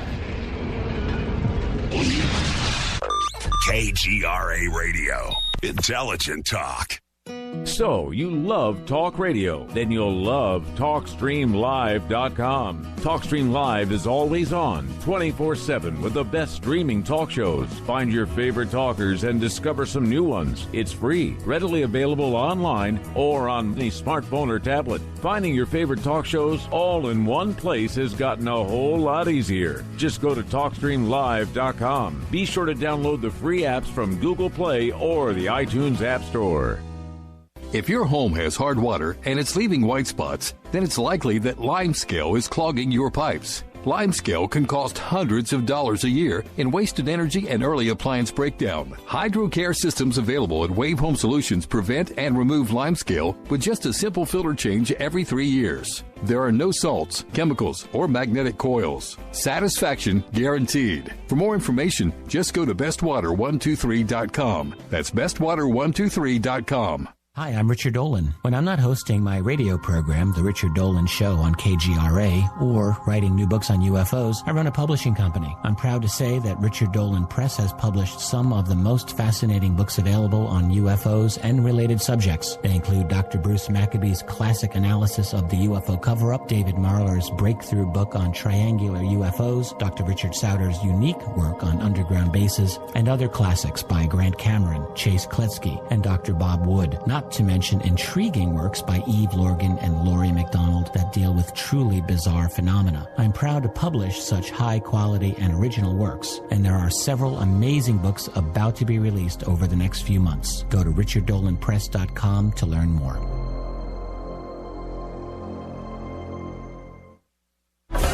Did you know that when you're on the road with limited data or Wi-Fi available, you can still listen to every minute of Fade to Black by just calling 605-562-4482.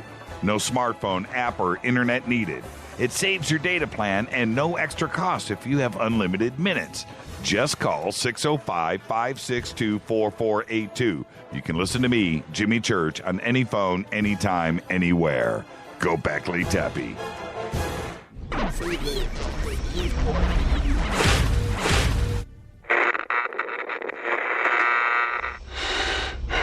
You want to know a secret? I love ponies. I really love ponies. I'm serious. I couldn't stay sane without ponies to brush. Why Fade to Black? Because you never got that pony, damn it. This is Fade to Black with Jimmy Church on the Game Changer Radio Network and KGRA, the Global Radio Alliance.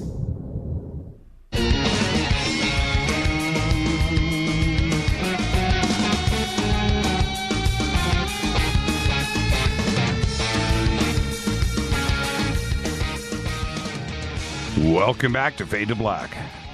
Tonight, our guest is John Lear. Taking your phone calls, 323-825-5045.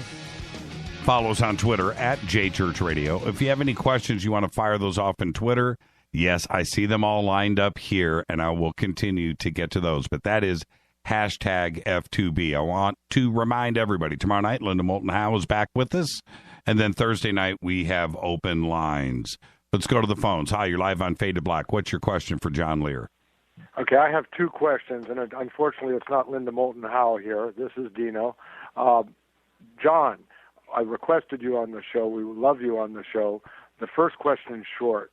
If you believe that the Van Allen radiation belt prevented anybody going up there, how does the secret space program get around that problem? They have help from the ETs. Okay, so they have some kind of a substance or a shield in their ships. Right. Okay, the second question is a little more involved, and I'm not wishing any kind of demise for you, but I asked Dr. Mitchell before he died last year. I happened to be at a conference, and by phone, the same thing I'm going to ask you. I understand that you have certain top security clearances, correct? I had them. I don't have them anymore. Okay, well, what's connected to that is what I would ask you, because we also, many of us are so at awe of all the information you have, whether you had a place where maybe you have other individuals where there are things that you have never revealed publicly to any of us on the UFO circuit or anywhere, that perhaps after you're gone, you will release things that you couldn't release while you were in oath, so to speak? No, I released everything that I know. There isn't one thing that I have kept secret that I found out. Okay, there you go. All right. Thank you so much. We enjoy hearing you, John. Yeah, thank you. Okay, thank you. Thank you, Dino. Hi, you're live on Fade to Black. What's your question for John Lear? Yes, sir. This is Captain. How are you, Jimmy? I'm doing good, Hey, Captain. Okay. John. Sorry about that. That was me. Okay. John, I want to say congratulations, sir, because you're one of the very, very astute people to interview, and I think very highly of you. Thank you. My question is this. What do you know about the Black Knight satellite, and what do you think about it? What is that? The Black Knight satellite. The Black Knight satellite. That was the one that we discovered in the middle 50s, right? Yep. And it was orbiting, and we were trying to figure out what it was and what we could do about it, and that's about all I know about it. And that's still about all we know about it, John. They have managed to keep that under wraps, and it's funny when NASA let those images go on their website, a few years ago, and then they pulled them all down. Yeah, it was pretty dramatic. All right, Captain, anything else? Yes, I do want to ask John, what does he know about the galactic that was in the during the time when they had, I think it was one of the grays they have captured, and this gray lived for quite some time. And what did he know about that? They were living in one of the compounds. Well, there's a couple of. There's a couple of grays that we had. When you say captured, it's unlikely that we actually captured anything. The grays are robots, very advanced robots. They know more than any of us, and the people that are behind all of this cover-up have tried to put out a couple of EBEs that aren't really EBEs. One is called the J-Rod. And they dressed him up in a regular suit with a tie. They put him in a Air Force flight suit and put him in an A-10. And they were trying to sell people that this was an EBE. And they're still trying to say that the ETs are here to get help from us for some program. Either, they have something wrong with their system or something that they need help from us. And it's completely asinine because there's no way we could know as much as they do, and they wouldn't be having us help them at any point. They might be asking directions, maybe they're lost. Hey, Captain, thank you for the phone call, brother. All right, thank you, sir. Yeah, thank you so much. Hi, you're live on Fade to Black. What's your question for John Lear? Hi. My question is, last week when you brought up that gentleman that I guess he was channeling supposed ETs, and then all of a sudden he figured out that they were not actual ETs, but it was the military-industrial complex messing with them. That's right. I would just like to know exactly, his in-depth analysis of that, or even if he's been aware of that actually happening last week.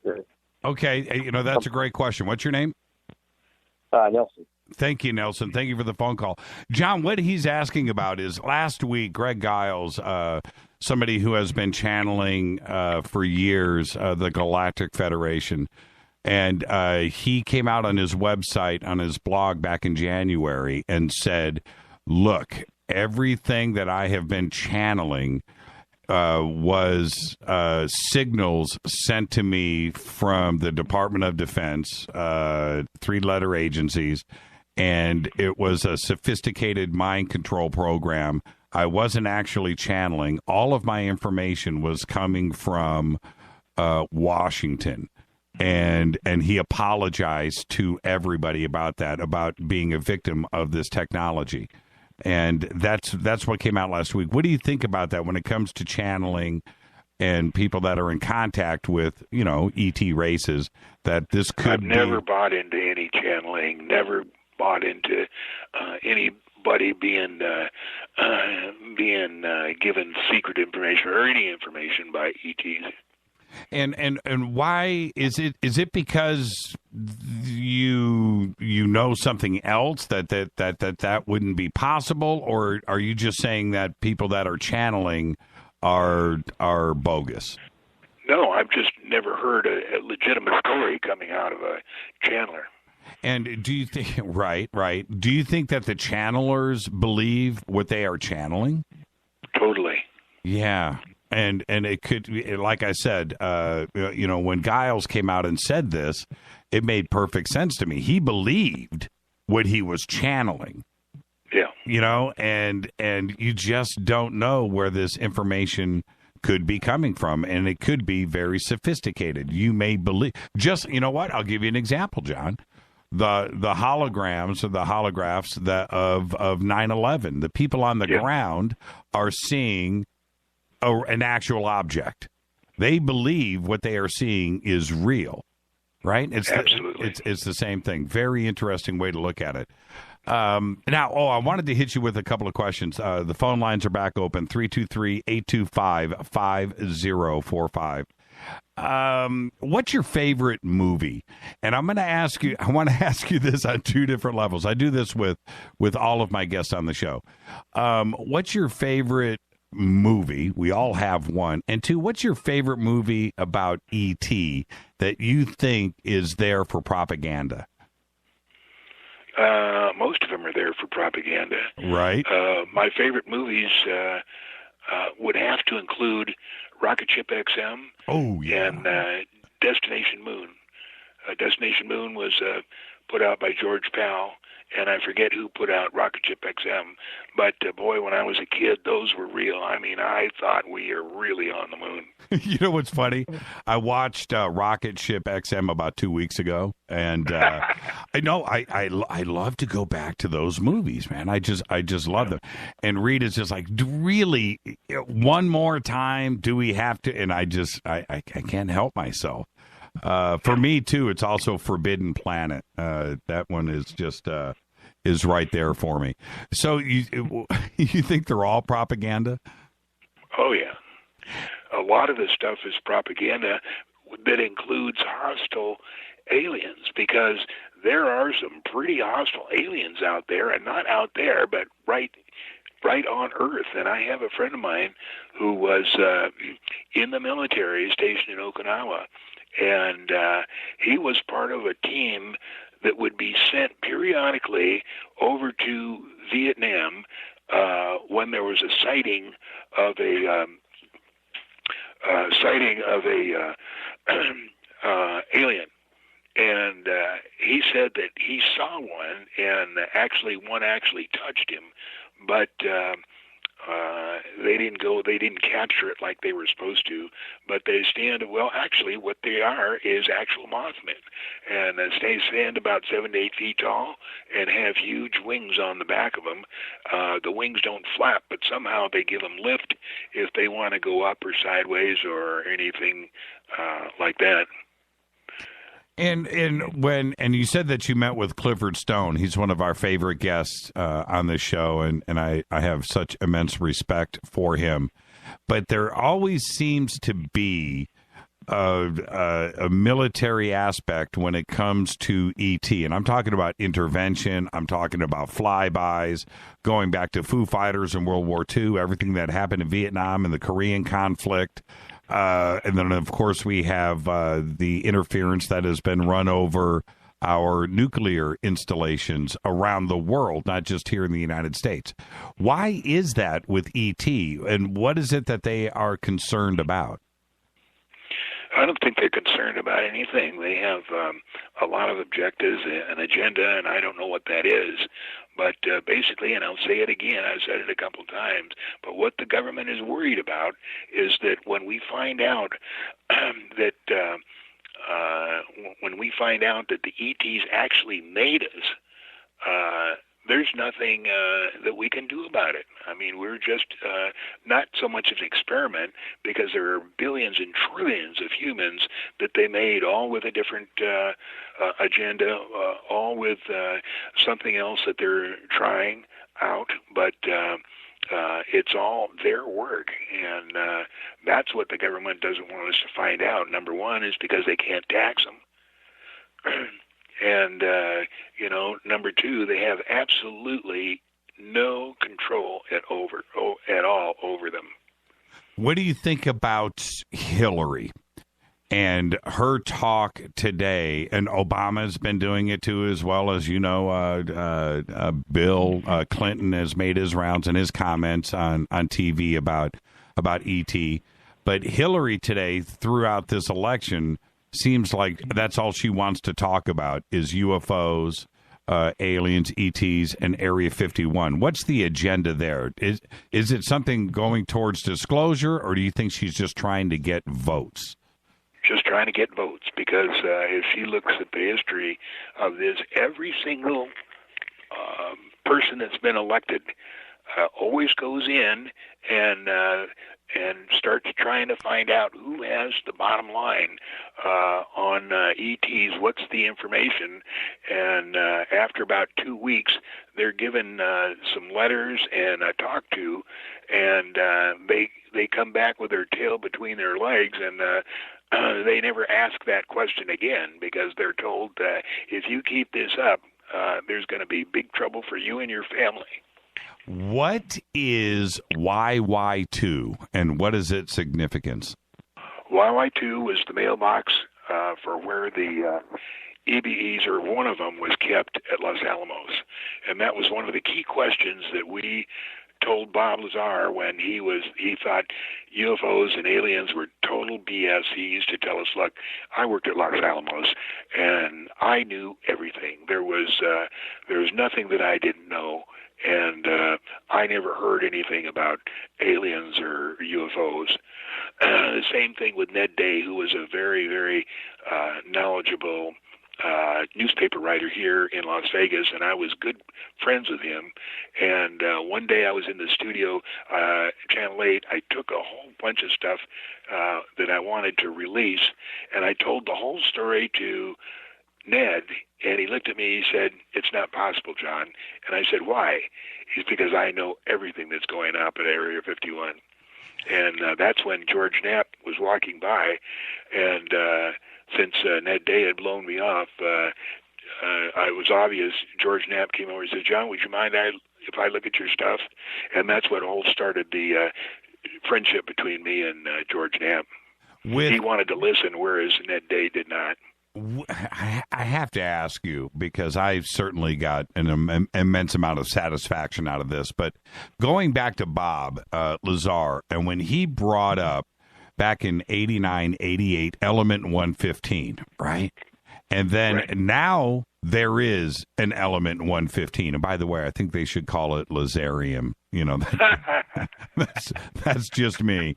I think we should get a campaign going on that. But what did you think about that when Element 115 was confirmed? Did you just step back and go, holy crap, I did believe him, but now I really believe him? No, I confirmed it with Bob. One day we originally had 3 pieces of 115. They were arrowhead-shaped, about 2 inches long. And what we did is we wanted to confirm the attractive ability of this element.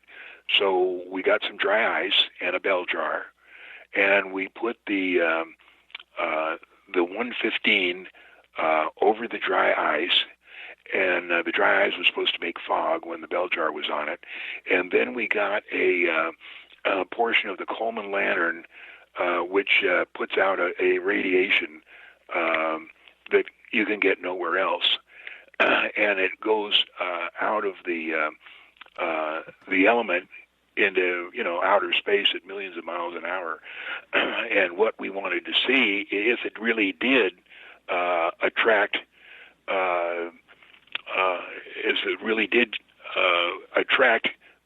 the element. And yes, it did. It filled up with fog, and I think there was one or two cases where these things came zinging out and made a U-turn into the 115, and that was pretty much satisfied everybody that was around there, which was me and George Knapp and Bob, and on the reality of it. As far as them making it now, they could only make an infinitesimally small portion after months and months and months of trying. They it's nothing that they could make that would be of any use. Right. It just lasts for nothing, right? It just comes and goes. Hi, let's go back to the phones. Hi, you're live on Fade to Black. What's your question for John Lear? Hi, this is Eric. Hey, Eric. How are you doing? Hey, John, I just wanted to ask you, do you still stay in contact with Bob Lazar? Yeah, he has United Nuclear in Michigan, and he sells scientific equipment to universities and schools all around the world. I want to ask you, I read an article recently where you get a lot of information sent to you. So you spend a lot of time researching and reading it. Are there any news stories that are out right now that you're interested in maybe talking about? Any news stories? No, I heard of Kyle Odom. Oh, Kyle Odom? Kyle Odom, have you heard his story yet? No. Okay. Anything else, Eric? I'll tell That's John. It, buddy. I was curious. Okay, you got it. I'll tell him about Kyle Odom here in just a second. Okay, no problem. Yeah, thank you. Guys you. Have a good night. Yeah, thank you, Eric. Did you see Bob last year when he came through Vegas and went to the museum and did the interview with Knapp? Yeah, he did the one of the interviews in my den. Oh, he did. It looked familiar. The one at the table. Yeah. Okay, so that was at your place.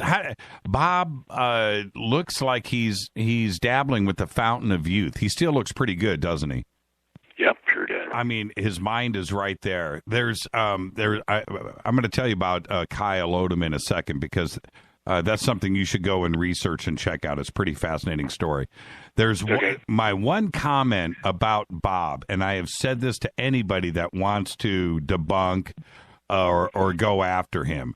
There's one thing, is that I have watched every interview, I've watched every presentation, and of which there's a lot out there. You were there for most of it, and I have tried to get him to make a mistake. Right? Just, and I'm being serious, John. And nothing ever changes in his story. Yeah, I not only that, there's that part of it, but it's done with somebody that is speaking the truth.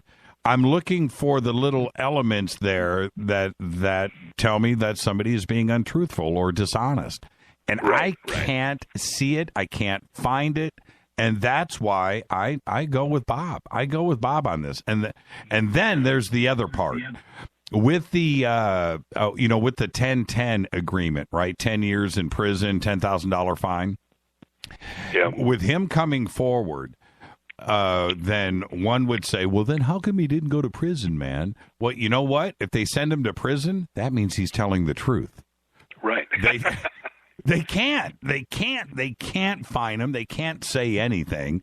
All they can do is just let him talk, because if they do anything else, then they've got some splaining to do. Right, exactly. Now, I'll tell you about Kyle Odom. Kyle Odom is the guy that last month was arrested throwing objects over the White House fence. And so the Secret Service goes and arrests him. And what he was throwing over the White House fence were USB drives, right? And he tells the Secret Service, and he had a manifesto that he had written before his arrest, that he was a victim of an alien cult in Coeur d'Alene, Idaho. And his pastor was a reptilian. There was a shape-shifting sex cult of Martians that had taken over the Earth, and this but this is what's crazy about the Kyle Odom story, is that he up until 2 years ago, till 2014, he was a college graduate, postgraduate studies in medicine, and is a very intelligent guy. And you listen to him speak, and you read his stuff. This is a guy that comes from smartness, right? And he says in the last 2 years, his life was just overtaken by Martians. And then he went, and literally, those are his words, and that's what he threw over the White House fence, was information that he needed to get to Obama. And part of it was a letter that he wrote to Obama saying, man, I know that they've got a hold of you, but you know what? You're doing a fine job. And it was this letter. So you should go and read. It's Kyle, Kyle, Odom, Odom. And so his pastor, the reptilian pastor in Coeur d'Alene, he shot him like 12 times, and the pastor lived, right? And so he was arrested on first-degree attempted murder, and now he's back in Coeur d'Alene, Idaho, awaiting trial. Yeah, it's a pretty bizarre story. Hey, John, thank you so much. Are you going to be doing any speaking? Are you going to get out there and do anything? What are you doing right now? No, my health is so poor that I can barely get up in the morning, and I can't believe I've lasted 2 hours now, because I limit all my interviews to 1 hour because it's just so tiring. But this has been kind of fun. Yeah, I told you. And listen, check this out, John. We're going to be going out to Area 51. We've got an RV. We're going to do this next month. And we're going to head out. We're going to go do it and get as close as we can. I'm going to try to get arrested. I'm going to go try to talk to a camo dude. And I say that in jest, but if I can pull it off, I think it'll be cool. We've got to maybe hook up for lunch and as we go through town, and you can tell us what to do and where to go. How's that? Absolutely. Thank you so much, John. I want you to be safe out there and keep fighting the good fight. Okay. You got it. John Lear, everybody. The real John Lear. Unbelievable conversation tonight. Thank you so much, John. Now, this is what I'm going to do. I'm going to head to a break, and I'm going to open up the phone lines when I come back. 323-825-5045. What did you think about that conversation? That was the real John Lear. This is Fade to Black. I'm your host, Jimmy Church. And I've got a bunch of news I got to get through and some other stuff. We'll do all of that and take your phone calls right after this short break. Email is jimmy@jimmychurchradio.com. You can also follow us on Twitter @JChurchRadio. Hashtag F2B is the sandbox. This is the Game Changer Network and KGRA, The Planet. I'll be right back.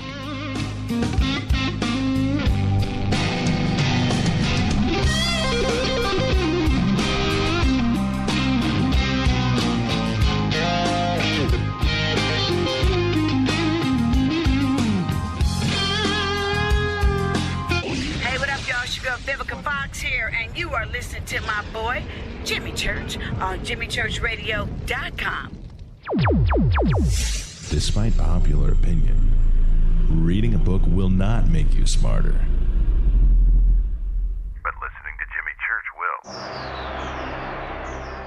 Hey, I'll make you a deal. Give me 60 seconds, and I'll give you directions to the Fountain of Youth. Okay, I'm joking. Well, kind of joking. No fountains, but youth, I got. Nature's Youth and their premier anti-aging product, Nature's Youth RSF. With your sensible diet and exercise plan, Nature's Youth RSF can help you look and feel better. RSF is an all-natural amino acid supplement that supports your body to naturally increase HGH levels without any synthetic hormones. And elevated HGH levels can contribute to increased energy, improved libido, reduced body fat, and improved exercise capacity. Let's be honest, who doesn't want to look and feel younger? Visit the newly designed website at naturesyouth.com or call 800-333-6923. That's 800-333-6923, and like them on Facebook, and you'll be included in contest and exclusive offers. What a deal. Oh, speaking of deals, my time's about up. 800-333-6923 or naturesyouth.com. Who needs a fountain anyway? Call today. What's up, Fadernauts? Studio Dome loves Fade to Black and the F2B audience so much that they have put together the ultimate stereo Bluetooth system. They've done it just for you. Man, check this out. The Studio Dome SBB2 stereo system is here. It's featuring 2 Studio Boombox 2 SBB2 wireless Bluetooth speakers, packed in its own custom hardshell case. This Studio Dome system features the very latest in stereo Bluetooth technology. The 2 full-range boomboxes are in true wireless stereo. You've got to hear this. It's amazing. It's just $129 and use the promo code JCRTWS and you'll also get free shipping. It's simple. Just go to jimmychurchradio.com, click on the Studio Dome banner. Go Beckley Teppy. Erica, Brittany, Gabby, and you're listening to JimmyChurchRadio.com. It's not a lifestyle we chose. We were born this way. KGRARadio.com.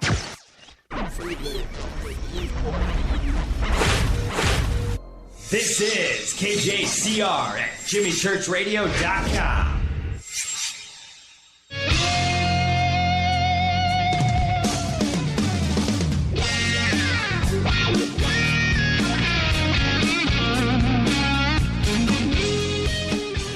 Welcome back to Fade to Black.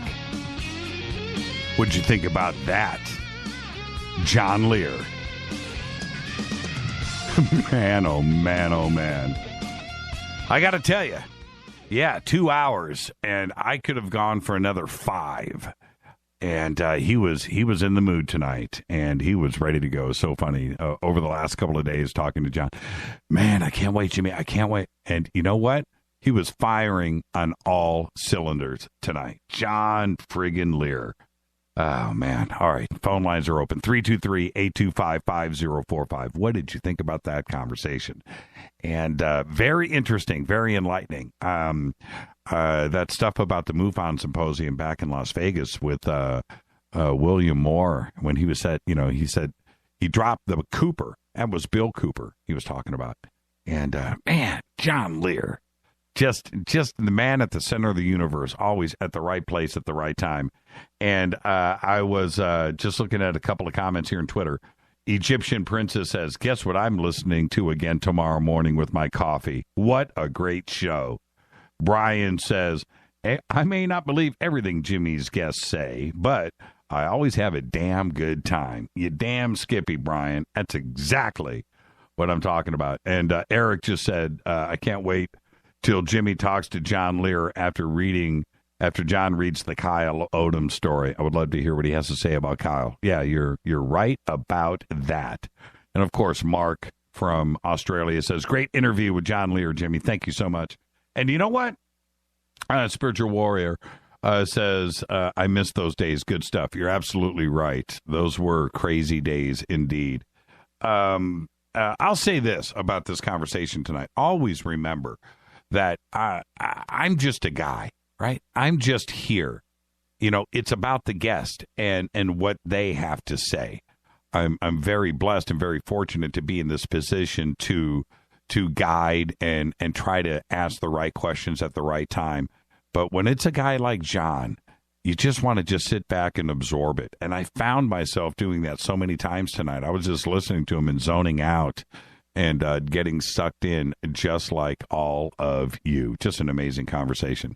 All right, I'm going to open up the phone lines, 323-825-5045. Let's go back to the phones. Hi, you're live on Fade to Black. You're live. You're live. 3, 2, 1. You're live. Okay. I tried. There you go. 323-825-5045. Check this out. The U.S. Navy today sent a guided missile destroyer. Now, remember what we were talking about last night with Bruce Gagnon? Okay, that whole conversation on last night's show. And then, boom, this happens today. The Navy sent a guided missile destroyer within 12 miles of that island in the South China Sea where China has built an airstrip. And this is what we did. And I just don't get this. I really don't. It prompted China to scramble fighter jets, dispatch warships to, quote unquote, expel the American ship. It was the USS William P. Lawrence.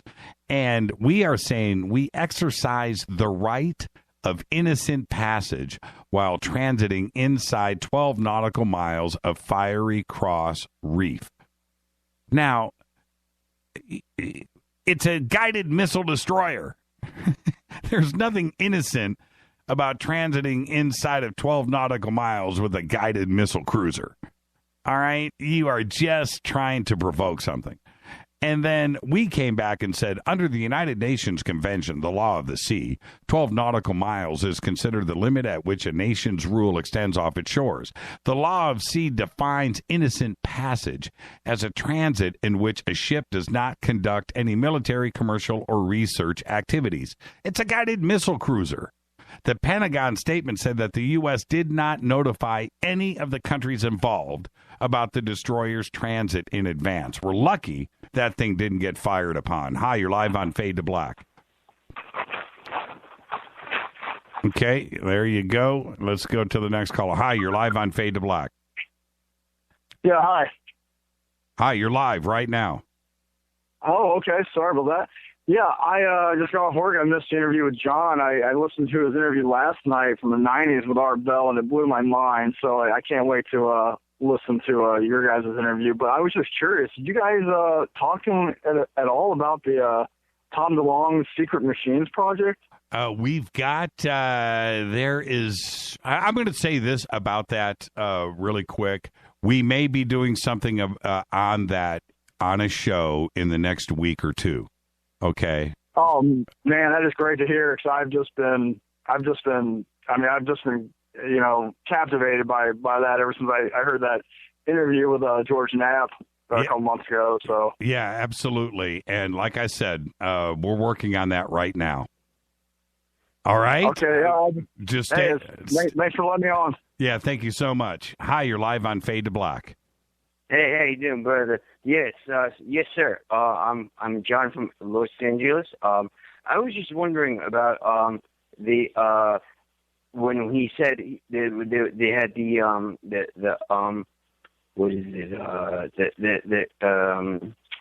the kingdoms of upstairs that looks like a holograph. Because after 9/11 I saw them with my physical eyes flying over New York City. Interesting. What is it that you saw? Well, according to what he was saying was, it was a holograph, but I saw it with my own eyes type of mode. Right. I was going back home to pick up my brother on a plane flight, and I saw like black smoke coming from the New York Trade Centers type of mode. I was like, oh my, yeah. Yeah, wow. It looked like it was. I'm sorry. That's okay. What's your name? John. Hey, John, thank you for the phone call, and I find that really, really interesting. And also, along the same time, let's not forget about this. There was all of the, and I remember not only reading about this, but hearing about this directly, about some of the stuff that was the holograms that were allegedly projected in the skies over Iraq. And not only did we do it in the first Gulf War, but we did it in the second Gulf War. And if you are going to develop a technology like that, we're talking about cheap. Okay? It doesn't cost you anything to project. It's the cost of electricity. Yeah, you have the cost of whatever it's going to take to develop the gear, but after that, you're just flipping a switch, right? It's just electricity. So how easy is it to do? Now, I have said many times on the show, I am not discounting anybody's opinions on 9/11. All theories are on the table. because something funny went down there. The hologram theory behind it, which we've all heard many, many, many times, I'm not as comfortable in, and now I'm saying anything is possible, but I'm not going there. But what I do have issues with, because I've tried to fly these planes on different simulation programs, and I can't pull it off. I can't. Now, Gran Turismo, racing a car on the ground, I got that down, right? Got all the gear to do all those driving games. But when it comes to flying on simulators and trying to learn how to fly those aircraft, I couldn't pull it off. Couldn't do it. I could get a Cessna off the ground and kind of buzz around, could never land it, right? But when it comes to the big aircraft, I just couldn't master it. So I don't understand, and that's where I'm with John on this. I can't imagine somebody, no matter how long they've been training, is going to go and get in one of these real aircraft and first pass through, hit it dead nuts right into the center of the building. I have issues with that, unless these guys that took over were actual professional trained pilots. Now that's a whole nother thing. So I don't know. I really don't know. What I do know is there's a big conspiracy behind 9/11, and we're no closer to the truth today than we ever were. And I don't know if we ever will find out the truth. One thing is for sure about 9/11. I'm dead nuts positive on this. Washington and Saudi Arabia and probably others knew in advance that that was going to happen. And that is the big conspiracy, because nobody can tell the future. We knew. Washington knew. They knew that it was going to happen. And if you know that, then there's a whole mess. Think about that. All right, 323-825-5045. Carlin Q. Williams, a 39-year-old inmate in federal prison today, says he is the son of music legend and sole heir of Prince. And he's the sole heir to his estate. His claims were filed by his attorney in the same court that Prince's siblings are seeking their share of Prince's estate. Williams says, now listen to this. Williams says that his mother in July 1976 had sex with Prince. And then, back then, he was just an unknown guy at a hotel in Kansas City. Williams' mother, Marcia Henson, says in an affidavit that she and the singer drank wine at a hotel lobby and then got a room at another hotel. Yes, she said she knows Williams is Prince's child because she didn't have sex with anyone 6 weeks before her alleged encounter with Prince, and didn't have sex again until after her son was born. Prince would have been 17 or 18 years old at the time. The filing says that Henson gave birth to Prince's son on April 8, 1977. Now, in the court filings, Williams is asking that Prince's DNA be tested, and they will prove that Williams is Prince's child. How crazy is this? And now, at the same time, all this is going on, the siblings now, and we expected this, that stuff is out of control, right? And this battle's going to go on for a while now. They've got somebody appointed to deal with this, but this isn't going to get settled anytime soon. They said that there is a safe somewhere in Prince's estate, whether that's been opened or not, or even located. That's only being talked about, right? That's the first thing. Second thing is they're insisting that he doesn't have a will. But then why are you wanting to get inside this safe? Doesn't make sense, does it? Maybe there is a will in that safe. Maybe there is some intention of a will. or a mention of what he wanted to do with his estate. I can't imagine that somebody 57 years old that's worth $300 million, that with all of your financial advisors that you have in play with the $300 million estate, don't forget, when you have that kind of money floating around, you don't have $300 million in an account. You don't. You've got that stuff split up in hundreds of banks. That money is all over the place. And you have somebody managing that for you. You don't do it. You don't have 100 checkbooks in your office. Well, maybe you do, but you have somebody managing that money for you and telling you what to do. And at the age of 57, with that kind of estate, that there was nobody in place for not only estate planning, but trust funds or something, just in case something happened. Not necessarily a will, but somebody is advising you just in case, right? I'm telling you, that conversation happened hundreds of times. So we're not going to see the end of this anytime soon unless they crack that safe or a will is produced or there's some intent of trust funds. I don't understand why a lawyer, one of Prince's attorneys, hasn't stepped forward and said, okay, I've represented Prince for years. This is what we discussed. Right? That hasn't happened. And that, to me, is bizarre.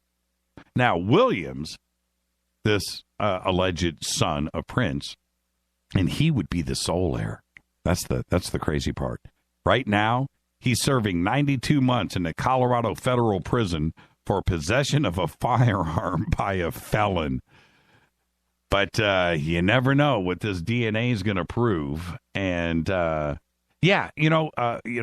that's going to prove. But when he gets out of prison, if it happens, think about that. The dance would happen, right? He would be everybody's best friend in prison, no doubt. Kat just said, why would he not have a will? Exactly. It doesn't make any sense. We have to remember, we're talking about a $300 million estate, $3 million estate. You've got financial advisors that are guiding you and telling you what to do, and especially just in case. That conversation happened all the time.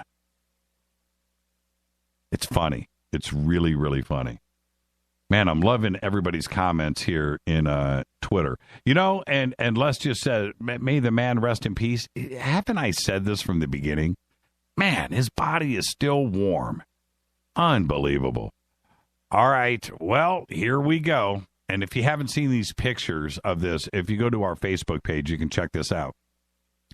After years of research and a huge amount of speculation, scientists have now been upstaged by a 15-year-old Canadian schoolboy, and his name is William Gadori, whose startling realization about ancient Mayan wisdom has enabled him to discover the location of a lost city deep in the jungles of southern Mexico. Now check this out. Speaking to the Journal de Montreal in French, the aspiring young scientist said he did not understand why the Maya built their cities away from rivers, on marginal lands, and in the mountains. It didn't make sense to him. Yet, he was convinced that they had to have another reason. And as they worshiped the stars, the idea came to me, he says, to verify my hypothesis. I was really surprised and excited when I realized that the most brilliant stars of the constellations matched the largest Maya cities. After his amazing eureka moment, Gadori then turned his attention to yet another constellation, consisting of just 3 stars. Since 2 of these lined up perfectly with 2 known Mayan ruins, he began to speculate that the third must also reveal the location of an as-yet unknown ancient settlement. So, dude is 15 years old. Using satellite imagery from the Canadian Space Agency and mapping this onto Google Earth, he was able to spot, and I've seen the picture, what appears to be a large pyramid. Yeah, similar to those found at most other Mayan cities, surrounded by a series of other structures. you've got to go and check this out. Go to our Facebook page right now, Jimmy Church Radio, and check it out. Let's go to the phones. Hi, you're live on Fade to Black. Hey, Jimmy, what's up? Who's this? It's Bev. Hey, Bev, how are you? I'm doing good. How are you doing? Well, I'm doing great, but I think you're calling to say what an amazing conversation that was with John Lear. Yes. And also, I have to tend to agree with you about Prince. And what's that? That you can't tell me he was worth that much money and he did not have a will. Right. Or some intention to distribute trust funds to his kids. You know, that's what financial planners do, right? Yeah. It's like, yep. When I first heard that, I told Bob, I said, what? You can't tell me he didn't have a will. No, you can't. You just can't. You know, I'm just not buying into this. You know, what it says to me, you know, look, I don't know anything. I don't have any inside information. But you know what? I know what brothers and sisters and siblings and all that do when money starts coming around. You know, it's like somebody got a copy of the will and burned it because they weren't in it. Just say, I mean, that's what I would do. That's what I would do. I would take that thing and burn it, not shred it, not throw it away, burn it. You know, so I don't know. I'm not saying that that's what went down, but it just seems really strange that a guy worth $300 million at the age of 57 did not consider the distribution of funds either through a trust or different trust or a will, and didn't have many versions of that. Exactly. And can you imagine if he didn't, how many people are going to be coming out of the woodwork? And they're going to continue to. Yeah, like this prisoner in Colorado. And you know what? He just made, I mean, I don't know, man. They filed these papers and the story sounds legit. And just what if? You know, all of those siblings, if there's a sole heir and he's a prisoner in Colorado, that, how their tune is going to change really quick. Yeah. Yeah, they're going to all make friends with their new buddy in Colorado. Hey, Bev, thanks for the phone call and be safe out there. Give my best to Bob. Okay, I will. Thank you so much. Love you guys. Love you back. Bob just tweeted, Jimmy just caught Beverly speechless. That's what I'm talking about. Hey, have you guys seen the videos of Axl fronting AC/DC in Lisbon? Has anybody seen these videos yet? I'm going to watch Twitter fire up here after we get past the tape delay. But have you seen the videos? Now, I went through, somebody sent me a cell phone video yesterday. So I watched that, and that was of, I think that was Back in Black, right? And I'm watching the video. I'm like, wait a minute, man, I don't see Axl here. And I kept trying to look, and the cell phone videos, following the